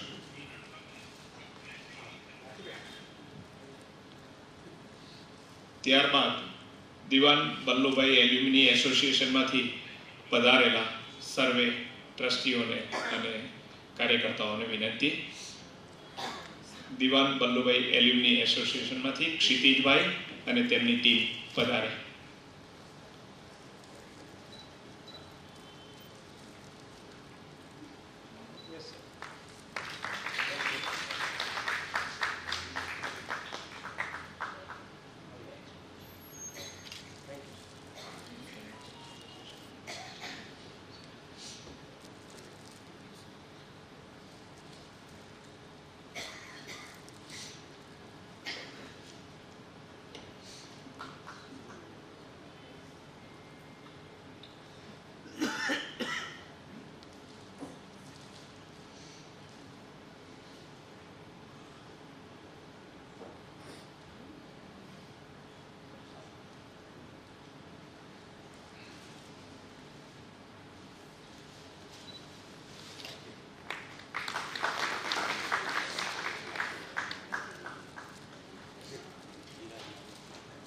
અને ત્યારબાદ શ્રી જીતેન્દ્રભાઈ શાહ.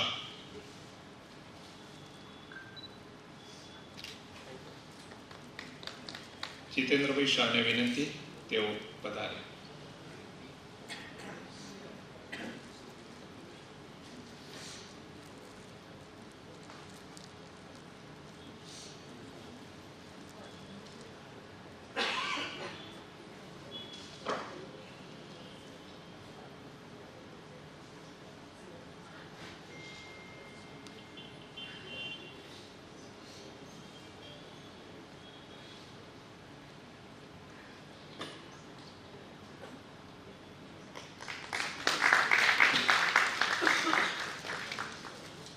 તમામ સમાજ સેવકોનો ખૂબ ખૂબ આભાર અને મંચસ્થ મહાનુભાવોને વિનંતી કે સ્ટેજ પર તેમનું સ્થાન લે. અને હવે આપણે નીતિનભાઈ પારેખ માટેનો એમનો પરિચય અજયભાઈ આપશે. નીતિનભાઈ પારેખનો પરિચય અજયભાઈને આપવા વિનંતી.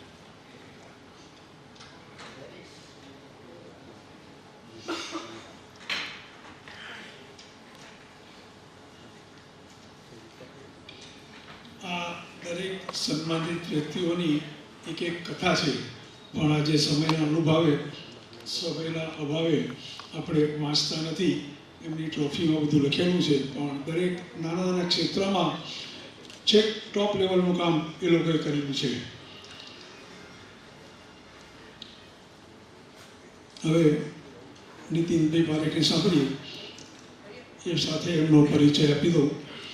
નીતિનભાઈ દર્શુભાઈ પારેખ CA, IIM, અમદાવાદના MBA અને CA જેવી 6 ઉત્કૃષ્ટ ડિગ્રીઓ ધરાવે છે અને અમદાવાદની વાર્ષિક રૂપિયા 23,000 કરોડનું વેચાણ ધરાવતી જાણીતી pharma company Zydus life sciences લિમિટેડમાં ગ્રુપ ચીફ ફાઇનાન્સ ઓફિસરના ઉચ્ચ હોદ્દા ઉપર કાર્ય કરી રહ્યા છે. તેઓ 40 વર્ષનો બહોળો અનુભવ ધરાવે છે. નીતિનભાઈએ બોર્ડ, યુનિવર્સિટી અને નેશનલ લેવલની પરીક્ષાઓમાં રેન્ક મેળવીને અદ્રક મેડલ, સર્ટિફિકેટ અને ઇનામો મેળવેલ છે. નીતિનભાઈને છેલ્લા 15 વર્ષમાં 25 ઉપરાંત એવોર્ડ મળ્યા છે, જેમાં બિઝનેસ વર્લ્ડ તરફથી ભારતના સર્વશ્રેષ્ઠ ચીફ ફાઇનાન્શિયલ ઓફિસરના એવોર્ડનો પણ સમાવેશ થાય છે.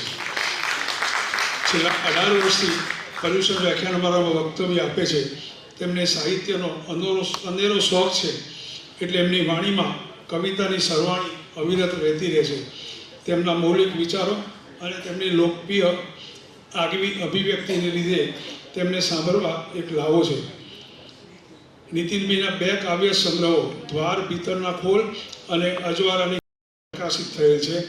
તેમની 11 ગઝલોને લઈને જાણીતા પ્લેબેક સિંગર મનન ઉદાસે તેને સ્વરાંકર કરીને ગાયેલી છે, જે આસમાન નામના આલ્બમ નામે ઓનલાઈન મ્યુઝિકલ પ્લેટફોર્મ ઉપર ઉપલબ્ધ છે.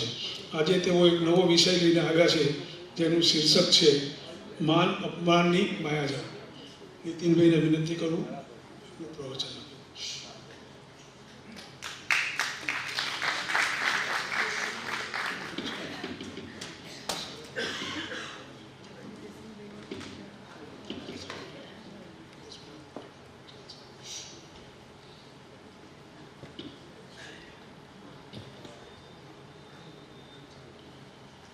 ધર્મ જાગૃતિ કેન્દ્રના શ્રી પ્રમોદભાઈ, શ્રી અજયભાઈ, રૂપાંગભાઈ, મનીષભાઈ, મંચસ્થ મહાનુભાવો અને સુગ્ન શ્રોતાઓ, ભાઈઓ બહેનો, ગુજરાત યુવક કેન્દ્ર પ્રેરિત અને ધર્મ જાગૃતિ કેન્દ્ર દ્વારા આયોજિત 97મી પર્યુષણ વ્યાખ્યાનમાળામાં મને આમંત્રિત કરવા બદલ હું પ્રમોદભાઈ, અજયભાઈ અને સર્વે કારોબારીના સભ્યોનો હૃદયથી આભાર માનું છું. અજયભાઈ કહ્યું એમ મારા વક્તવ્યનો વિષય છે માન અપમાનની માયાજાળ. અત્રે બેઠેલા કેટલા લોકોને માન મળે ગમે છે? જરા હાથ ઊંચા કરો તો. કેટલા લોકોએ બીજાનું અપમાન કર્યું છે? ઓછા હાથ ઊંચા થશે. કેટલા લોકોનું બીજા લોકોએ અપમાન કર્યું છે? એટલે કેટલા લોકો લાગે છે કે તેનામાં થોડો ઘણો પણ અભિમાનનો અંશ છે? તો ઘણા બધા હાથ ઊંચા થયા છે, એટલે મને લાગે છે કે વિષયની પસંદગી તો બરાબર છે. તો આજે આ કોઈ જ્ઞાન અજ્ઞાનની વાત નથી, માન અપમાનની પણ વાત નથી, પણ સદીઓથી માનવીની માનવતાને મેળીએ ચડાવી દેનારી માયાજાળ પ્રકારના વ્યક્તિઓ માનના સાચા હકદાર પણ છે. અમુકની વાત કરી લઈએ. પહેલી વાત, માતા પિતાને વડીલો. માતા પિતાને વડીલોનો આપણા ઉપર ખૂબ મોટો ઉપકાર હોય છે, એટલે માનના સાચા હકદાર છે. માતા પિતાનો પ્રેમ અખૂટ અને મૂલ્ય હોય છે. હું જ્યારે ઘરેથી ઓફિસ જવા બહાર નીકળું ત્યારે મારા માતા પિતાને વંદન કરીને અને પછી પૂજા રૂમમાં ભગવાનને વંદન કરીને નીકળવું એવો વર્ષોથી નિયમ હતો. 2021માં મારા મમ્મીના સ્વર્ગવાસ બાદ એક પણ દિવસ એવો નથી ગયો કે પૂજા રૂમમાં વંદન કરવા જતાં પહેલા મેં એમને યાદ કર્યા ના હોય. આજે પૂજા રૂમમાં જઈને એમના ફોટાને વંદન કરું છું, પણ એ ચરણોને રોજ શોધું છું. મારી કવિતામાં મેં આ ભાવ વ્યક્ત કરતા લખ્યું છે કે ઉઠતા બેસતા સાંભળે માં મને, હાલતા ચાલતા સાંભળે માં મને, રોજ જઈને નમો રોજ વંદન કરો, એ ચરણ શોધતા સાંભળે માં મને. આમ જોવા જઈએ તો માતા અને પિતા બંનેનો પ્રેમ આપણામાં હોય છે, બંનેનું યોગદાન આપણા જીવનમાં હોય છે. એકવાર એવું બની શકે છે કે માતાનો પ્રેમ કદાચ એની હાજરીમાં દેખાય છે અને પિતાનો પ્રેમ એમની ગેરહાજરીમાં દેખાય છે. હું 1985માં IIM અમદાવાદમાંથી MBA થયો અને આસીમા ગ્રુપમાં નોકરીમાં જોઈન થયો. ત્યારે એક લોઅર મિડલ ક્લાસ ફેમિલીની જેવી આર્થિક પરિસ્થિતિ હોય એવી મારી પરિસ્થિતિ હતી. નોકરીમાં હું ઘાટલોડિયાના મારા ઘરેથી ચિરુબી સેન્ટરમાં આવેલી આસીમાની ઓફિસે પહેલા દિવસે IIMના MBA થયા છતાં પણ સાયકલ ઉપર નોકરીએ ગયો હતો. પહેલા દિવસે હું નોકરીએથી ઘરે આવ્યો ત્યારે મારા પપ્પાએ મને કહ્યું કે નીતિન, તું MBA થઈને સાયકલ ઉપર નોકરીએ જાય બરાબર નહીં. મારા પપ્પા લીવના લઈને ઓફિસ જતા હતા, એટલે મને કહે, નીતિન તું એક કામ કર, તું લીવના લઈને ઓફિસે જા, હું સાયકલ લઈને જઈશ, કારણ કે તારી ઓફિસ દૂર છે, મારી ઓફિસ નજીક છે. મારી ઘણી આનાકાની બાદ પણ એ એમના નિર્ણય ઉપર અડગ રહ્યા. એટલે પછી હું બીજા દિવસથી હું ઓફિસે લીવના લઈને ગયો અને પપ્પા ઓફિસે સાયકલ લઈને ગયા. આ 4-5 મહિના સુધી ચાલ્યું અને ત્યારે મને ખબર પડી કે માતા અને પિતા બંનેનું યોગદાન હોય જ છે. તો જે લોકોએ તમારા જીવનમાં પાયો બનીને તમને મદદ કરી છે તમારી સફળતાની સીડી માટે, એના ઉપકારને કદી વિસરજો નહીં. આજે તો ઘણી જગ્યા એવું બને છે કે માતા પિતાના ફોટા હવે ઘરમાં રાખવાની જગ્યા નથી હોતી, કારણ કે ફોટા રાખવા એ જૂનવાણી વિચાર ગણાય છે. કવિ મનોજ ખંડેરિયાએ લખ્યું છે કે મનહર છબી લટકતી રહીતી જે સ્થાન પર, ખીલ્લી જ રહી ગઈ છે હવે એ દિવાલ પર. માતા પિતાનો ઉપકાર ઘણા હોય છે. માતા પિતા પછી ગુરુની એક વાત લઈ લો. ગુરુ એટલે જ્ઞાનનો પ્રકાશ રેલાવી અજ્ઞાનના અંધેરા ઉલેચનાર, ડરપોકને નીડર બનાવનાર, જીવન જીવવાની જડીબુટી આપનાર, ખોટાને સત્યનો માર્ગ સમજાવનાર, હારને પચાવતા શીખતા અને જીતને પણ પચાવતા શીખનાર, ચાલનારને માર્ગ ચિંતનારને ઉડતાને પાંખો બક્ષનાર. મારા જીવનમાં સ્વસ્તિક હાયર સેકન્ડરી સ્કૂલના સંચાલક શ્રી ચંદ્રપ્રસાદ પાઠકનો બહુ ફાળો રહ્યો છે. મને MBA થવા માટેનો વિચાર, માર્ગદર્શન, પ્રોત્સાહન અને આર્થિક સહાય કરનાર ચંદ્રપ્રસાદ પાઠક અને એમના સમગ્ર પરિવારનો હું ઋણી છું. આ સિવાય પણ અન્ય ઘણા બધા લોકોને માન મળતું હોય છે. દાખલા તરીકે કલાકારો હોય છે, ફિલ્મના કલાકાર, નાટકના કલાકાર, ગીત સંગીતના કલાકાર, દાનવીર, સદાચારી, નેતા, વિદ્વાન, અમારા જેવા વક્તા, એ બધાને પણ માન મળતું હોય છે. રાજકારણમાં એવું છે, અમુકને માન મળે, અમુકને અપમાન મળે, અમુકને ફૂલોનો ગજરો મળે, અમુકને કુંડા સહિતના ફૂલો મળે. સોમાનની વાત ઉપર આવીએ. સોમાન એટલે પોતાના માટેનો અભિગમ. દરેકને પોતાનું સોમાન જળવાય એવું જીવન જીવવાનો અધિકાર છે. કપરા સમયમાં માણસ ઘણીવાર વેચાઈ જવાનું પસંદ કરશે, પણ પોતાનું સોમાન ગુમાવવાનું પસંદ નહીં કરે. પોતાનું શીશ ઊંચું રાખી શકાય ને એટલું આસમાન તો દરેકને મળવું જ જોઈએ. પણ એ સાથે સાથે આપણા સોમાનની ગઠરી જ્યાં ત્યાં ખોલવા જેવી નથી. કવયત્રી ઉષા ઉપાધ્યાય લખ્યું છે કે નહીં તું ખોલ નહીં ગઠરી સોમાનની, દરેક વાતમાં અહીં અસ્તર હોય છે. જે કહેતા તમારા શબ્દને અમર, એ જ પાછા ચેક રબર હોય છે. ધ્યાન રાખવું સમાનની વાત ક્યાં ક્યાં કરવી કે ના કરવી. પણ સમાનની બાબતમાં સુખી માણસનું સમાન અને ગરીબ માણસનું સમાન એવા કોઈ ભેદભાવ હોતા નથી. ઘણીવાર તો એવું બને છે કે પૈસાદાર માણસો વધારે પૈસા કમાવા માટે પોતાનું સમાન ઘણીવાર નેવે મૂકતા હોય છે, અને ગરીબ માણસ પાસે આ સોમાન સિવાયની કોઈ મોટી મિલકત કે સંપત્તિ હોતી નથી, એટલે એ સોમાનને સોનાની જણસની જેમ સાચવે છે. અભિમાનની વાત ઉપર આવી. આમ જોવો તો માન શબ્દમાં પણ અભિમાન છુપાયેલું છે. એમ કહેવાય છે કે માણસને પોતાની કારકિર્દી માટે, પોતાની સફળતા માટે, પોતાની પ્રગતિ માટે પોતાની જાતને શાબાશી આપે કે ખુશ થાય, એમાં કંઈ ખોટું નથી. કે પોતાની સફળતાની કોઈ સાથે વાત કરીને એની પ્રશંસા મેળવે, એમાં પણ કંઈ ખોટું નથી. તો જાત માટે ખુશ થવું એ કોઈ ગુનો નથી. પણ તમારામાં જે છે એ તત્વ, એ ગૌરવ એટલે કે પ્રાઇડ છે કે ગર્વ એટલે કે પ્રાઉડ છે, એ બંનેને ભેદ રેખા સમજવી જરૂરી છે. જો પ્રશંસાથી તમારું મગજ મારું ચડી જાય અને તમે બધાને અડધૂત કરવા માંડો, અપમાનિત કરવા માંડો, તમે બીજા લોકોને નાના માનવા માંડો, તો એ પ્રોબ્લેમ છે. અહંકાર એટલે કે હુંકાર, હુંનો હુંકાર, ટંકાર. હું છું, હું મહાન છું, હું સર્વશક્તિમાન છું, હું બધું જાણું છું, બધું મારા લીધે જ થાય છે. આ ભારત અને પાકિસ્તાન વચ્ચે મેં શાંતિ કરાવી, મારા લીધે જ યુદ્ધ અટક્યું. દુનિયા કહે છે મને નોબેલ પ્રાઇઝ મળવું જોઈએ. તમે બધા માણસને ઓળખો છો. I, me, myself. ઉદ્ધતાઈ, આડોડાઈ, વાયડાઈ, બધું જ એ સિવાયનું પણ જે તમે જાણો છો.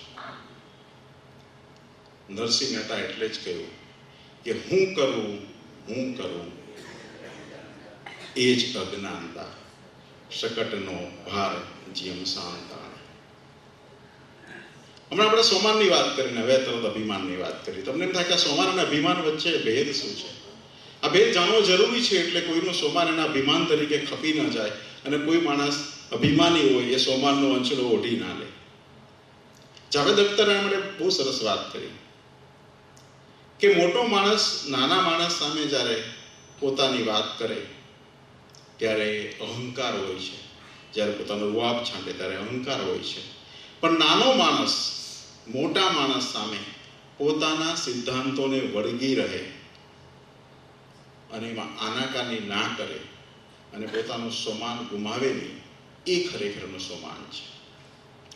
તમે જોજો, તમે તમારા નોકર સાથે કેવી રીતે વાતચીત કરો છો અને તમારા સાહેબ સાથે કેવી રીતે વાતચીત કરો છો, એમાં તમારી લેંગ્વેજનો ડિફરન્સ જોજો.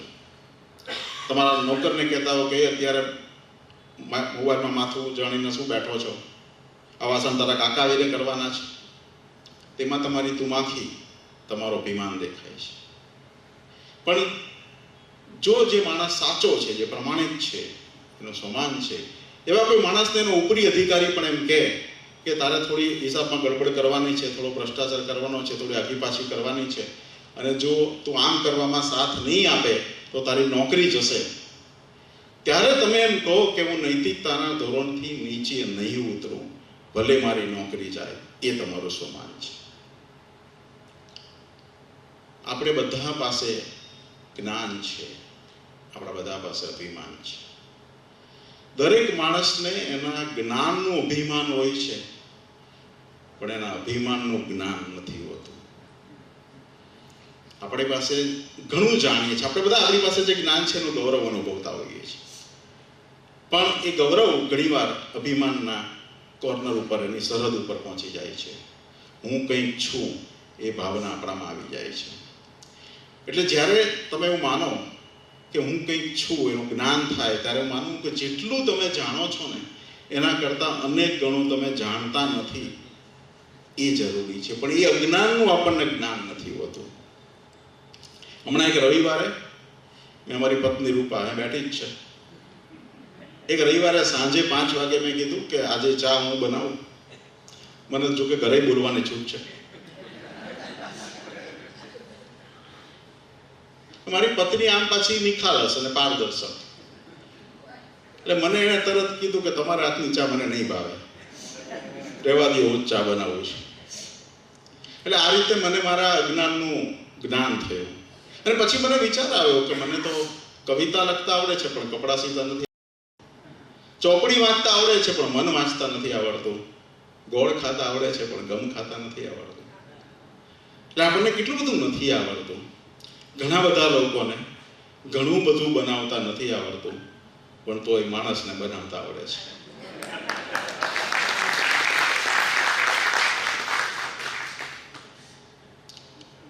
જેમ બળદ ખિલ્લાના જોર ઉપર ઠેકડા મારતો હોય છે એમાં આપણે પણ આપણી બુદ્ધિ, ચાતુર્ય, આવડત, છટા, કલા એ બધાનો અહમ કરતા હોઈએ છીએ. તમે જોજો ઘણા લોકો કોઈક જગ્યાએ ભેગા થાય, એક બે જણને જોવે એટલે તરત જ પાસે આવીને પોતાની ઓળખાણ આપવા માંડે. મને ઓળખ્યો, હું આ એરિયાનો MLA, હું જૈન સમાજનો પ્રમુખ, હું ફલાણો ડૉક્ટર, વકીલ, ચાર્ટર્ડ એકાઉન્ટન્ટ, જાણીતો ઉદ્યોગપતિ, ઝાયડસનો CFO. આમ વાત કરીને આપણે સામેનો આદર મેળવવા માટે પ્રયત્ન કરીએ છીએ. અને ઘણા લોકો એવું પણ તમે જોશો કે બીજા લોકોનું ધ્યાન ખેંચાય ને એ માટેના પ્રયત્નો કરતા હોય. જેવી રીતે મિનિસ્ટર પ્રસંગમાં મૂળ આવે એમ અમુક લોકો દરેક પ્રસંગમાં મૂળા આવે. એટલે આજે જે મૂળ આવે એની વાત નથી કરતો. એટલે બીજા લોકોને ખબર પડે, એમના આગમનની જાણ થાય એમને. હું કંઈક છું એ આપણામાં બધામાં પ્રવેશી જાય છે. અધૂરો ઘોડો હોય ને એ જલ્દી છલકાય છે. મેં મારી કવિતામાં લખ્યું છે કે પાણીમાંથી પરપોટો થયો એમ જન્મીને અહમ મોટો થયો. એક દરિયાને ઉલેચી નાખવા મોખરે સૌની જો લોટો થયો. લોટાને એમ થાય કે હું દરિયાથી આગળ છું. તો અભિમાનથી આપણે બહાર. અભિમાની માણસના લક્ષણો કયા? અભિમાની માણસ ઓળખાય કેવી રીતે? 4 લક્ષણની વાત કરી લઈએ. પહેલો, ગર્વનો અભિગમ. એ અહંકારી માણસ હોય ને એના શબ્દોમાં, એની ચાલમાં, એની વર્તણૂકમાં, એની બોડી લેંગ્વેજમાં, તમને બધામાં એ ગર્વનો અંશ દેખાય. ફિલ્મ કભી ખુશી કભી ગમમાં અમિતાભ બચ્ચન જયા બહાદુરને ડાયલોગ કહે છે ને, ઘણા લોકોને યાદ હશે, કહે દિયા ના, બસ કહે દિયા. એક બોડી લેંગ્વેજ, એક ભાવ, એક ટોન. તો જે અહંકારી માણસ છે એનામાં એક ગર્વનો અંશ હોય છે. બીજો અહંકારી માણસ હોય છે એને બળાઈ મારવાની ટેવ હોય છે. દરેક વાતમાં પોતાની કંઈક હોશિયારી બતાવવાની, પોતાનું વર્ચસ્વ બતાવવાનું, એ બળાઈ મારવાની ટેવ હોય છે. એક મિત્ર મને કહેતા હતા કે આ વખતે મેં કારોબારીમાં બધાને કીધું કે હું આ વર્ષે પ્રમુખ નથી રહેવાનો. બધા લોકો ભેગા થઈને કીધું કે ના, પ્રમુખ પદે તો તમે જ શોધો. ત્રીજી વાત, દોષનો ટોપલો બીજા ઉપર નાખી દેવાનો. અહંકારી માણસ હોય ને, જેવું એના પર પ્રોબ્લેમ આવે ને એટલે બીજા માણસ શોધે કે કોના ઉપર દોષ નાખી દેવાનો. કંપનીના માણસો હોય, એ કંપનીની આર્થિક સ્થિતિ ખરાબ થાય ને એટલે બધું કર્મચારી ઉપર નાખે. કયા કોઈ કર્મચારીને કામ કરવું નથી, કોઈને પડી નથી, બધાને સારો પગાર જોઈએ છે, સારી પ્રમોશન જોઈએ છે, પ્રગતિ જોઈએ છે, પણ પોતાની સમજી કંપની છે એમ સમજીને કોઈ કામ કરતા નથી. મોટિવેશન નામાં મોટું મીંડું છે. અરે ભાઈ, કંપનીની પરિસ્થિતિ આટલી ખરાબ થઈ ગઈ તો તમે શું કરતા હતા? તમે શું ભારત પાકિસ્તાનની મેચ જોવા ગયા હતા? પણ ઘણા એવી ટેવ હોય છે કે દોષનો ટોપલો બીજા ઉપર નાખે. એક મિનિસ્ટર ચૂંટણી હારી ગયા તોય પણ એને ગાંઠના ખર્ચે જાહેર જનતાની સભા બોલાવી.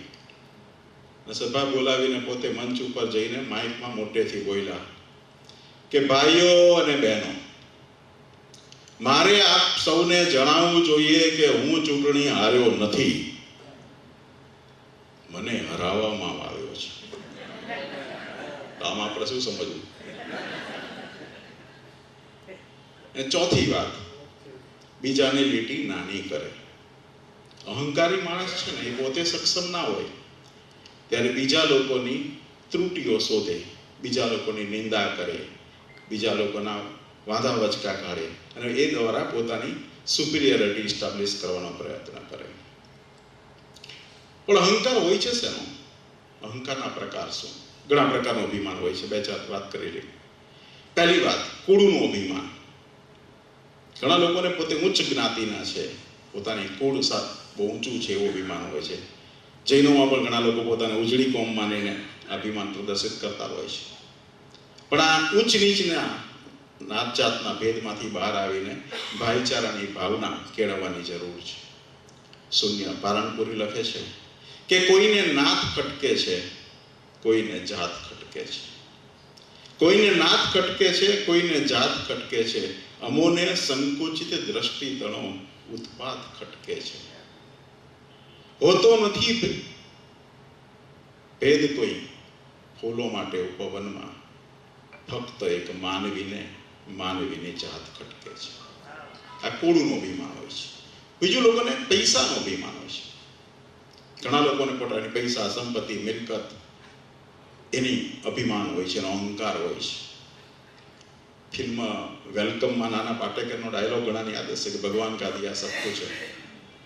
મેં પણ મારી એક કવિતામાં લખ્યું છે કે મારી પાસે બહુ નોટો છે, ફાંકો બિલકુલ ખોટો છે. જાણીતા હિન્દી કવિયત્રી શબીના અદીબ એક બહુ જ સરસ જાણીતી રચના. આમ તો મને ગાવાની મનાય છે, પણ છતાં ગાવાનો પ્રયત્ન કરું છું કોક વાર.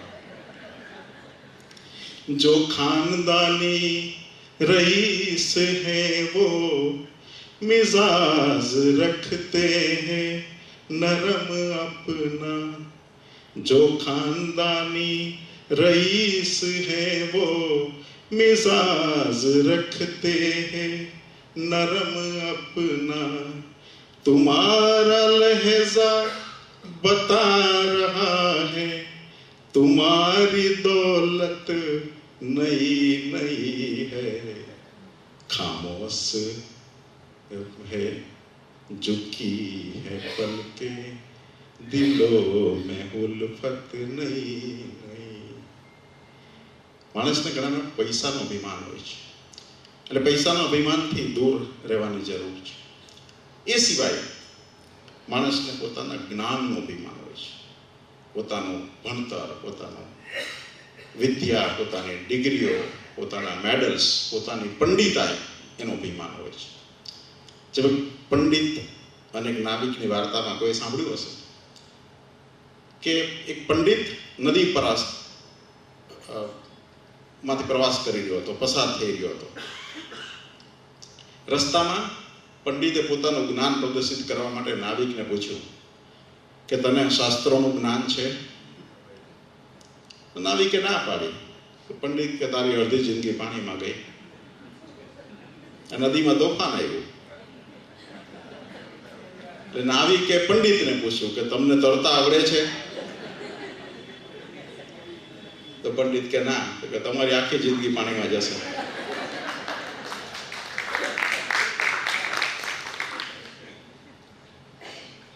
રૂપ સૌંદર્યનું અભિમાન. ઘણાને પોતાના રૂપનું, દેખાવનું અભિમાન હોય છે.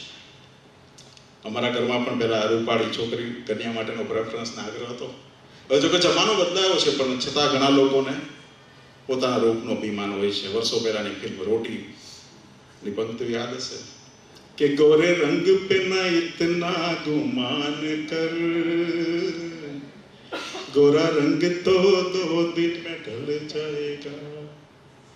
રૂપ સિવાય ઘણા લોકોને પોતાના બીજા ઘણા બધા શરીરના અંગો માટે બીજા માટે પણ અભિમાન હોય છે. કોને પોતાની ઊંચાઈનું, આંખનું, નમણાશનું, લાંબા વાળનું, હેરસ્ટાઈલનું, ઊંચાઈનું, એટીટ્યુડનું અભિમાન હોય છે. અમે બધી લગ્નના દિવસની બધી ખરીદી મનીષ મલ્હોત્રા અને સવ્યસાચીમાંથી જ કરી. ઘણા તપને ત્યાગનું અભિમાન હોય છે. સંસાર છોડી દેનારા, માયા છોડી દેનારા લોકો અભિમાન છોડી શકતા નથી. ત્યાગના લોકો પણ અભિમાન કરી શકે છે. તપનું અભિમાન ઘણા લોકોનું હોય છે. આ મારી 10મી અઠાઈ હતી અને આમ 3 માસ ખમણ કર્યા છે. આખા સંઘમાં મારી જેટલી તપસ્યા કરનાર કોઈ નથી. આ સિવાય માણસને પોતાનું બુદ્ધિનું, દાનનું, પરાક્રમનું, પરિશ્રમનું ઘણી પ્રકારનું અભિમાન હોય છે. અભિમાની માણસને એમ લાગે છે કે હું નહીં હોય તો આ જગતમાં શું થશે. આ 31 ઓગસ્ટે હું રિટાયર થવાનો છું. મારા પછીના CFO મારી પાછળ બેઠા છે તુષાર. હું 31 ઓગસ્ટે રિટાયર થઈશ. મને અમુક લોકો પૂછતા હતા કે તમારા વગર ઝાયડસ ચાલશે. મેં કીધું મારા પહેલા ઝાયડસ ચાલતું હતું, મારા પછી એ ઝાયડસ ચાલશે. પણ હા, આવા સવાલથી કોક વાર ક્ષણિક અભિમાનનો અંશ આવી જાય. વિનોબા ભાવે કહ્યું છે કે મારામાં અભિમાન નથી એના જેવું એકેય અભિમાન નથી. અમે જોજો તમે બનાવટી સોનામાં ચળકાટ વધારે હોય છે તો અભિમાનના પ્રકાર થાય. અભિમાન કરવાથી નુકસાન શું થાય છે એની જરા ઝડપથી વાત કરીએ. અભિમાની માણસને કોઈ દુશ્મનની જરૂર નથી હોતી. અભિમાન જ એનો દુશ્મન બને છે. અભિમાન વ્યક્તિનો વિકાસ રૂંધે છે. અભિમાન પરિવારની અંદર વૈમનસ્ય ઊભું કરીને સર્જન કરે છે. અભિમાની માણસ પોતે વિકાસ કરી શકતો નથી. અભિમાન ઉદ્ધતાઈ, હિંસકતા અને અવિચારીપણું સવારમાં લાવે છે. જગતમાં કેટલા બધા યુદ્ધો થયા છે. વિશ્વયુદ્ધ થયું છે. હિરોશીમા નાગાસાકીની હાલત આર્થિક તારાજીનો અંદાજે નજર સામે હોવા છતાં પણ આજે રશિયા અને યુક્રેન, પેલેસ્ટાઇન અને ઇઝરાયલ સામે બાયો ચડાવીને ઊભા છે. દુનિયા આખી જાણે રણભૂમિમાં રૂપાંતરિત થઈ ગઈ છે. વિશ્વ મારું કુટુંબ છે એ વાત ફક્ત પાઠ્યપુસ્તકના પાના ઉપર અટકી છે. તો અહંકારથી માણસ, સમાજ, દેશ બધાનું નુકસાન થઈ શકે છે. તો પણ અહંકારથી બચવું કેવી રીતે, એના માટે શું કરવું જોઈએ એની વાત લઈ લઈએ. પહેલી વાત, બીજાનો ઉપકાર માનો. તમે તમારું અસ્તિત્વ, તમારું જીવન, તમારી સફળતા, તમારી પ્રગતિમાં તમારું પોતાનું તો ફાળો હશે જ.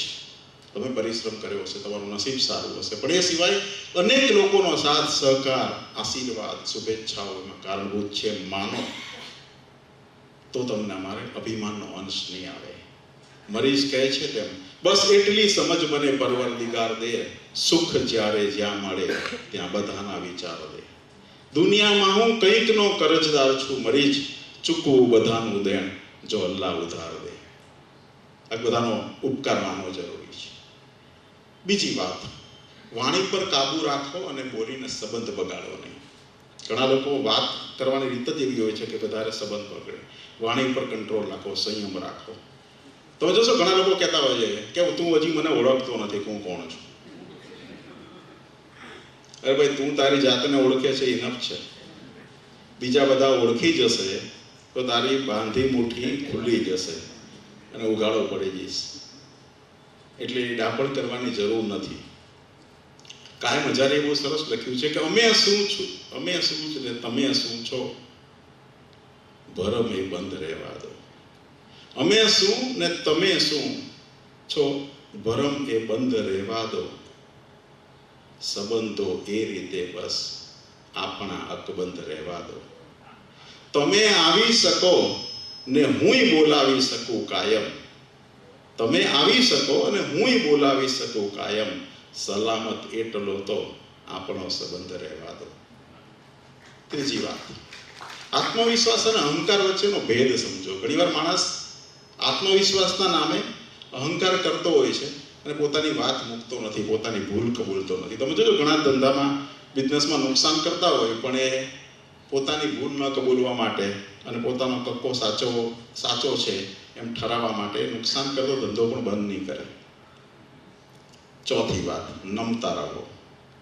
નમે છે એ સૌને ગમે છે. મેં મારા માતા પિતાને વંદન કરવાની ટેવ પાડી હતી. એ જોઈને મારો દીકરો વૈભવ પણ મને રોજ સવારે પગે લાગે છે. નમે છે સૌને ગમે છે. જેવા નમશો ને એટલે નમ્રતા ઓટોમેટિક આવી જશે. અનુભવ કરી જોજો. અને પાંચમી વાત, એમાં કે જાતને સવાલ કરો. જાતને સવાલ કરો કે આટલું બધું ગુમાન શેના માટે કરું છું, હું આટલું અભિમાન શેના માટે કરું છું. આપણે કંઈ વૃક્ષની જેમ ઝૂકતા નથી, ફૂલની જેમ ખરતા નથી, સમાની જેમ બળતા નથી કે પતંગિયાની જેમ મરતા નથી. તો અભિમાનનું પૂતળું થઈને કેમ ફરીએ છીએ, ગુમાન કેમ કરીએ છીએ? રમેશ ગુપ્તાની પંક્તિઓ તમે તલત મહેમૂદના મખમલી અવાજમાં સાંભળી હશે, નીતિન પારેખના મરમરી અવાજમાં સાંભળો. શાને ગુમાન કરતો, શાને ગુમાન કરતો, નાની છે જિંદગાની આ રૂપને જવાની, એક દિન ફના થવાની, શાને ગુમાન કરતો. આ ગુમાનથી બહાર આવવાની જરૂર છે, અહંકારથી બહાર આવવાની જરૂર છે. અહંકારની વાત ઉપરથી આપણે અપમાનની વાત ઉપર આવીએ. અપમાન એટલે શું? અપમાન એટલે કોઈના વાણી, વર્તન, વ્યવહાર, સંપત્તિ, દેખાવ, કન્ય કોઈ વાત ઉપર ટીકા કરવી કે કોઈનું દિલ દુભાય એવા શબ્દો બોલવા. માણસનું અપમાન થાય ત્યારે માણસની ઇમેજને અસર કરે છે. જેનું અપમાન થાય એને ગભરામણ પણ થઈ શકે અને ગુસ્સો આવી શકે. માણસને ગભરામણ ક્યારે થાય અપમાનની? જ્યારે એમ લાગે કે કોઈ દ્વારા પોતાની છુપાવેલી વાત બહાર આવી જશે, દુનિયાને પોતાની સાચી જાણ થઈ જશે, ત્યારે માણસ અપમાનથી ગભરાતો હોય છે. પણ ગુસ્સો ક્યારે આવે? કે જ્યારે માણસ સાચો હોય, કોઈની નિષ્ઠા, વફાદારી, પ્રામાણિકતા કે ધાર્મિક શ્રદ્ધા ઉપર જ્યારે પ્રહાર કરવામાં આવે ને, ત્યારે સાચા માણસને લાગી આવે. અને લાગી આવે ત્યારે કાં તો એ ગુસ્સો કરે તો સામે ઉપર આક્રમણ કરે, અને કાં એને હતાશા ઘેરી વળે તો કદાચ કોઈ ખોટું પગલું લઈ બેસે. તમે જોજો કોઈ સાચા માણસને ચોરીનો આરોપ મૂકવામાં આવે તેની વર્તણૂક કેવી હોય. એટલે ગભરામણ થાય કે ગુસ્સો આવે એ માણસ ઉપર અવલંબે છે. પણ અપમાન ક્યારે થાય? એક તો કોઈક માણસ પોતે જ એવો હોય કે એની વાણી, વર્તન દરેકમાં વાંક શોધો એટલે અપમાન કરે. કોઈક વાર સામેની વ્યક્તિનું વર્તન એવું હોય કે અપમાન થાય. હવે તમે કોઈ ખુરશીઓ ઉપર ટાંકણીઓનો ઢગલો મૂકી દો અને પછી બેસનારને લોહીની ટસરો ફૂટે ત્યારે તમને ઇનામ આપીને જાહેરમાં તમારું સન્માન થશે એવું માનવું થોડું વધારે પડતું કહેવાય. ત્રીજી વાત, દુનિયા આજે જે માણસ હારે છે એનું અપમાન કરે છે અને જીતે છે એના પર વારી જાય છે. તમે જોજો ક્રિકેટની રમતની અંદર કોઈ ક્રિકેટર અપેક્ષા કરતા ઓછા રને આઉટ થઈ જાય એટલે આખી દુનિયાની સમીક્ષા કરવા બેઠશે કે આને શું કરવાનું હતું, શું નહોતું કરવાનું, લાંબી લચક યાદી બનાવશે કે ભાઈ તું એટલો બધો હોશિયાર હતો, ક્રિકેટ ટીમમાં તને ના લીધો હોત. પણ હા, દરેકને એવું કહેવું હોય છે. અપમાન કોણ કરે છે? 3 પ્રકારના લોકો અપમાન કરે છે. પહેલા લોકો કે જે પોતે ઉગ્ર સ્વભાવના હોય છે. તમે જોજો અમુક ઉગ્ર સ્વભાવના માણસોને બોલાવ્યા ના થાય, જેવું તમે બોલાવો એટલે તમારું અપમાન કરે. દુનિયામાં ઘણા બધા લોકો આપણી આજુબાજુમાં હશે જેમાં આપણને ખબર હોય કે આ માણસને બને ત્યાં સુધી બતાવવા નહીં, જરૂર પડે સુધી બોલાવવા નહીં. આવા કોઈ માણસને તમે પૂછો ને કે તબિયત કેવી છે, એટલે કે થાય એટલી બગાડી લે. ક્યાંથી આવો છો? તો કે ચૂલામાંથી. આ છોકરો તમારો છે કે ના તારો છે, લઈ જાય. એટલે આવા લોકોને બોલાવાય નહીં. ઘરે લગ્નનો પ્રસંગ હોય, આનંદથી ઉજવવો હોય તો આવા લોકોને કંકોત્રી અપાય નહીં. બીજા પ્રકારના લોકો ઈર્ષાળુ લોકો. જો ઈર્ષાળુ લોકો કોઈનો વિકાસ કે પ્રગતિ જોઈ શકતા નથી હોતા એટલે એનું અપમાન કરે. તો જો અમુક માણસો જ્યાં જાય ને ત્યાં દીવાસળીની સળી ભેગી લઈને જ ફરતા હોય. કોઈક દીવા પ્રગટાવે, કોઈક હોળી સળગાવે. માણસના પોતાના સ્વભાવ ઉપર એનો ઉપયોગ હોય છે. જો સત્વગુણી માણસ હોય ને તો એ દીવો અથવા તો ધૂપ પ્રગટાવે. જો રજોગુણી હોય તો ચૂલો પ્રગટાવે અને તમોગુણી હોય તો આગ લગાડે. ત્રીજા પ્રકારના માણસો સમાજ સેવક. હું એને સમાજ સેવક કહું છું. એટલે ઘણા લોકોને એવું હોય છે કે સમાજ સુધારણા માટેનો ઝંડો લઈને ફરતા હોય, જ્યાં ત્યાં શિખામણ આપતા હોય. એક મિત્ર કહેતા હતા કે દીપક, તું હવે 28 વર્ષનો થયો, હવે જલ્દી એક સારી નોકરી કરતી લે અને પછી સારી છોકરી જોઈને પરણી જા. આપણે એના મા બાપ ચિંતા કરવાના બેઠા છે, તમે શું કામ સલાહ આપવા કૂદી પડો છો? પણ આવા જે લોકોનું ઘરે ઉપજતું ના હોય એવા બહાર નીકળીને સલાહ આપવા માટેના સમ્રાટ થનારા સમાજ સુધારકો માટે ભરત ભટ્ટે સરસ પંક્તિઓ લખી છે. કાણાને કાણો કહેવાની માથાકૂટમાં પડતો નહીં. કાણાને કાણો કહેવાની માથાકૂટમાં પડતો નહીં. તારું જોજે, તું બીજાની માથાકૂટમાં પડતો નહીં. તું તારા કદમોને સીધા રાખે તો એ પૂરતું છે. રસ્તાને સીધો કરવાની માથાકૂટમાં પડતો નહીં. અપમાન કોનું થાય છે? આમ તો જેનું માન હોય છે એનું જ અપમાન થાય છે, જેનું નામ હોય એ બદનામ થાય છે. બે ત્રણ વાત લઈ લઈએ. પહેલી વાત માતા પિતાની. જે માતા પિતાનું માન સન્માન કરવાની વાત કરી, એ જ માતા પિતાનું અમુક સંતાનો અપમાન કરતા હોય છે. અને એ વખતે એ માતા પિતાને ઘણીવાર પોતાનું સ્વમાન સાચવવા માટે નોખા રહેવાનો વારો આવે છે. જે બુલબુલે ચમનની હિફાજત કરી છે ને એની હિજરત કરવાનો વારો આવે છે. અને આવા મા બાપો ઘણીવાર સંતાનો હોવા છતાં લાચારીથી ઘણીવાર હોઠ સીવી લેવા પડે છે. કવિ શ્રી રમેશ પારેખ આના માટે લખે છે કે શબ્દની બેડી પડી છે જીભમાં, શું બોલીએ? અને તમે સમજી શકો નહીં મૌનમાં શું બોલીએ? એ પહેલી વાત મા બાપની વાત કરી. ધર્મનું અપમાન થાય છે. ધર્મની ટીકા કરવી, ધર્મની ક્રિયા કરતાની ટીકા કરવી, ભગવાનના અસ્તિત્વ વિશે શંકા કરવી, આ બધું અપમાન છે. તમારે ધર્મની શ્રદ્ધા ના હોય તો એ વાત તમારી પાસે રાખો. તમારે બીજાને ધર્મ કરતા હોય એની શ્રદ્ધાને ડગમગાવવાની, ચેલેન્જ કરવાની જરૂર નથી. અધર્મ કરવાથી શું ફાયદો થયો છે ઉપહાસ કરવાની જરૂર નથી. ત્રીજી વાત એ સ્ત્રી કે નારીના માન સન્માનની વાત કરીએ. આમ જુઓ તો શાસ્ત્રોમાં કહ્યું છે કે જ્યાં જ્યાં નારી છે ત્યાં દેવતાનો વાસ છે, નારી ગૃહલક્ષ્મી છે. પણ એ જ નારીને કેટલું સન્માન જગતે આપ્યું છે એ વિચારવા જેવું છે. જે નારી ગૃહલક્ષ્મી છે એને સ્વતંત્રતા કેટલી આપી છે એ સવાલ સમાજે પૂછવાનો જરૂર છે. એ સ્ત્રીને પોતાના નિર્ણયો જાતે લેવાની, પોતાની કારકિર્દી જાતે નક્કી કરવાની, પોતાના રોકાણ ક્યાં કરવાનું નક્કી કરવાની, પોતાને શું રસોઈ કરવાની નક્કી કરવાની આ સ્વતંત્રતા છે ખરી એ પૂછવા જેવું છે. જે ઘરોમાં સ્ત્રીએ સાંજની રસોઈ શું બનાવી ઘરનાને પૂછવાનું હોય એ સમાજમાં સ્વતંત્રતાની વાત કરવી એ સુપિયાણી લાગે છે. આપણે નારીને મહાન કહીને ક્યાંક હારતોરા પહેરાવીને ક્યાંક એનું સન્માન કરીને આપણે વાતને પૂરી કરીને જાતને શાબાશી આપી દીધી છે.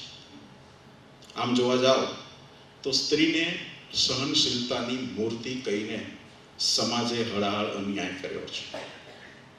એની પાસેથી એ જ અપેક્ષા રાખવામાં આવે છે. ફિલ્મોમાં પણ તમે નારીના બલિદાનોની વાત સાંભળી હશે. પણ જે મીણબત્તીએ જલીને અજવાળું પાથર્યું છે એને કેટલી વેદના અને યાતના સહન કરી છે એનું ચિતાર છે. એના આર્તનાદની અગોચર દુનિયાનો કોઈએ પ્રવાસ કર્યો છે. એને સહનશીલતાની મૂર્તિ કહીને, દેવી કહીને આપણે હાથ છૂટા કરી નાખ્યા છે. ફિલ્મ મધર ઇન્ડિયાની પંક્તિઓ સૌને યાદ હશે.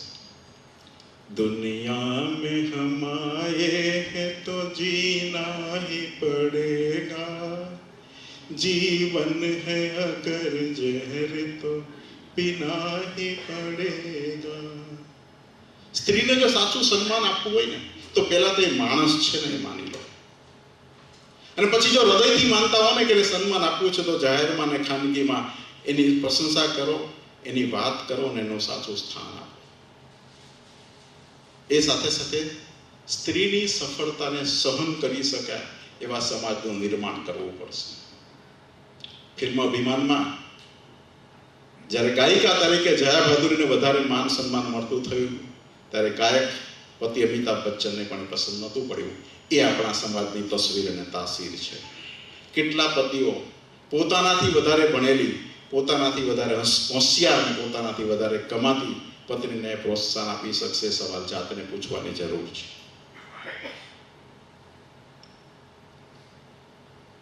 આ માન અપમાનની માયાથી આગળ આવવાની વાત કરીએ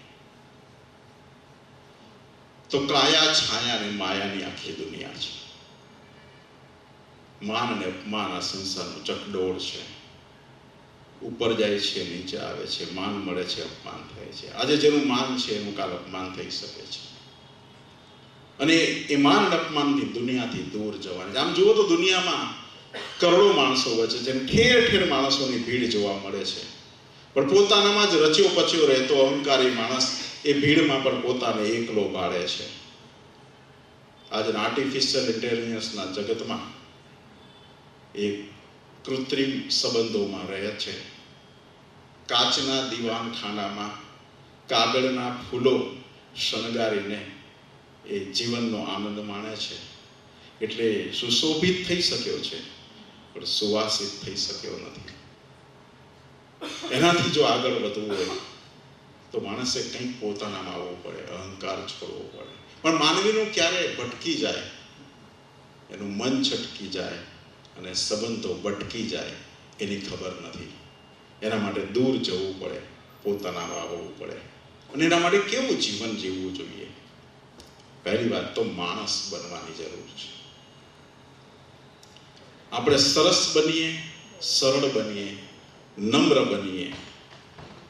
કોઈક વાર કોઈક બીજાના દુઃખે દુઃખી થઈએ, નોધારાના આધાર બનીએ, અંધારામાં ફાનસ બનીએ તો સાચા અર્થમાં માણસ બનીએ.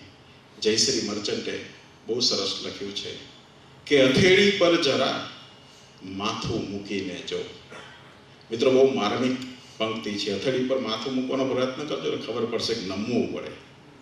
હથેળી પર જરા માથું મૂકીને જો, કદી આ ગર્વમાંથી પણ છૂટીને જો. તારો ખોવોય મોતીથી જ છલકાશે, કોઈ બીજાના તો આંસુ લૂછીને જો. પ્રેમની ગંગા વહાવી જોઈએ.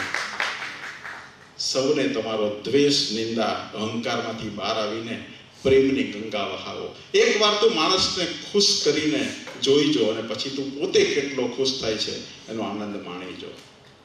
આમ જુઓ તો મિત્રો, હંમેશા એવું બને છે કે સારા માણસને સહન કરવાનું આવે, સારાની કસોટી થાય છે, નબળા માણસોનું અપમાન થાય છે. પણ દુનિયામાં એવો નિયમ છે કે ફૂલો કરમાઈને ખરી જશે અને કાંટાઓ અટ્ટહાસ્ય કરીને તરી જશે. એ જગતમાં આપણે વસીએ છીએ. અને જગતથી બહાર જવું હોય તો અંતરના તારને જંકૃત કરવા પડે. અને હર્ષદ ત્રિવેદીની આ પંક્તિઓ સાંભળવી પડે. હવે બોલું તો કેમ કરી બોલું, અંતરના તાર સહેજ ઝણકે ત્યાં જંતરને આવે રે ઝોલું. હવે બોલું તો કેમ કરી બોલું. અને અંતરના તાર જ્યારે જંકૃત થાય અને માયાના પડદાઓ એક પછી એક ખસવા માંડે તો કેવી હાલત થાય એનું બયાન હવે સાંભળો. કે એક પછી એક ખસે હળવેથી પડદાઓ, અચરજનો આવે ના પાર. એવામાં ઉતરવું પાર હવે દોયલું, કે ચારે પા લાગે મજદાર. હું જ હવે દરિયો અને હું જ હવે હોડી, કહો કેમ કરી સઢને હું ખોલું.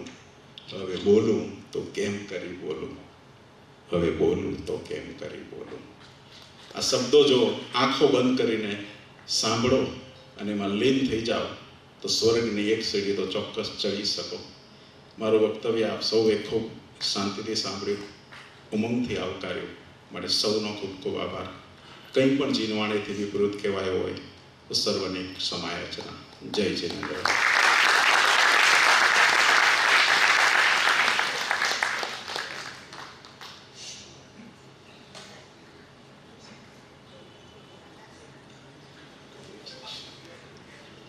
આભાર નીતિનભાઈ. નીતિનભાઈ આપણા એવા વક્તા છે કે જે ધર્મ જાગૃતિ કેન્દ્રને તન મન ને ધન ત્રણેયથી સહકાર આપે છે. આગળ બી એમને 3 વખત આપ્યા હતા પૈસા, આ વખત બી ફરી 51,000 રૂપિયા આપણને ધન્યવાદ કેન્દ્ર માટે ટોટલ 2 થી 2.5 લાખ રૂપિયા એમના થકી આપણને મળ્યા છે એ બદલ પણ એમનો ખૂબ ખૂબ આભાર. બસ કાર્યક્રમને પૂર્ણાહુતિ પર લઈ જઈએ છીએ. આજના આપણા મુખ્ય મહેમાન હર્ષદભાઈ, ખૂબ સુંદર વક્તવ્ય આપનાર પદ્મશ્રી એવા ડૉક્ટર સુધીરભાઈ શાહ તથા નીતિનભાઈ પારેખ, આ બંને મુખ્ય વક્તાઓનો ખૂબ ખૂબ આભાર વ્યક્ત કરીએ છીએ. અત્રે ઉપસ્થિત સર્વેજનોનો પણ આભાર વ્યક્ત કરીએ છીએ. આવતીકાલે પણ આપણો કાર્યક્રમ આ જ રીતે સવારે 9:15 થી 11:15 રહેશે. અવશ્ય પધારશો. રિઝવાનભાઈ કાદરી આવતીકાલના મુખ્ય વક્તા છે, તો અવશ્ય બધાએ હાજરી આપવી. અને તેમની સાથે સાથે શ્રી પ્રકાશભાઈ એન શાહ પણ બીજા મુખ્ય વક્તા છે. તો આવતીકાલનો આપણો કાર્યક્રમ રહેશે. Thank you all.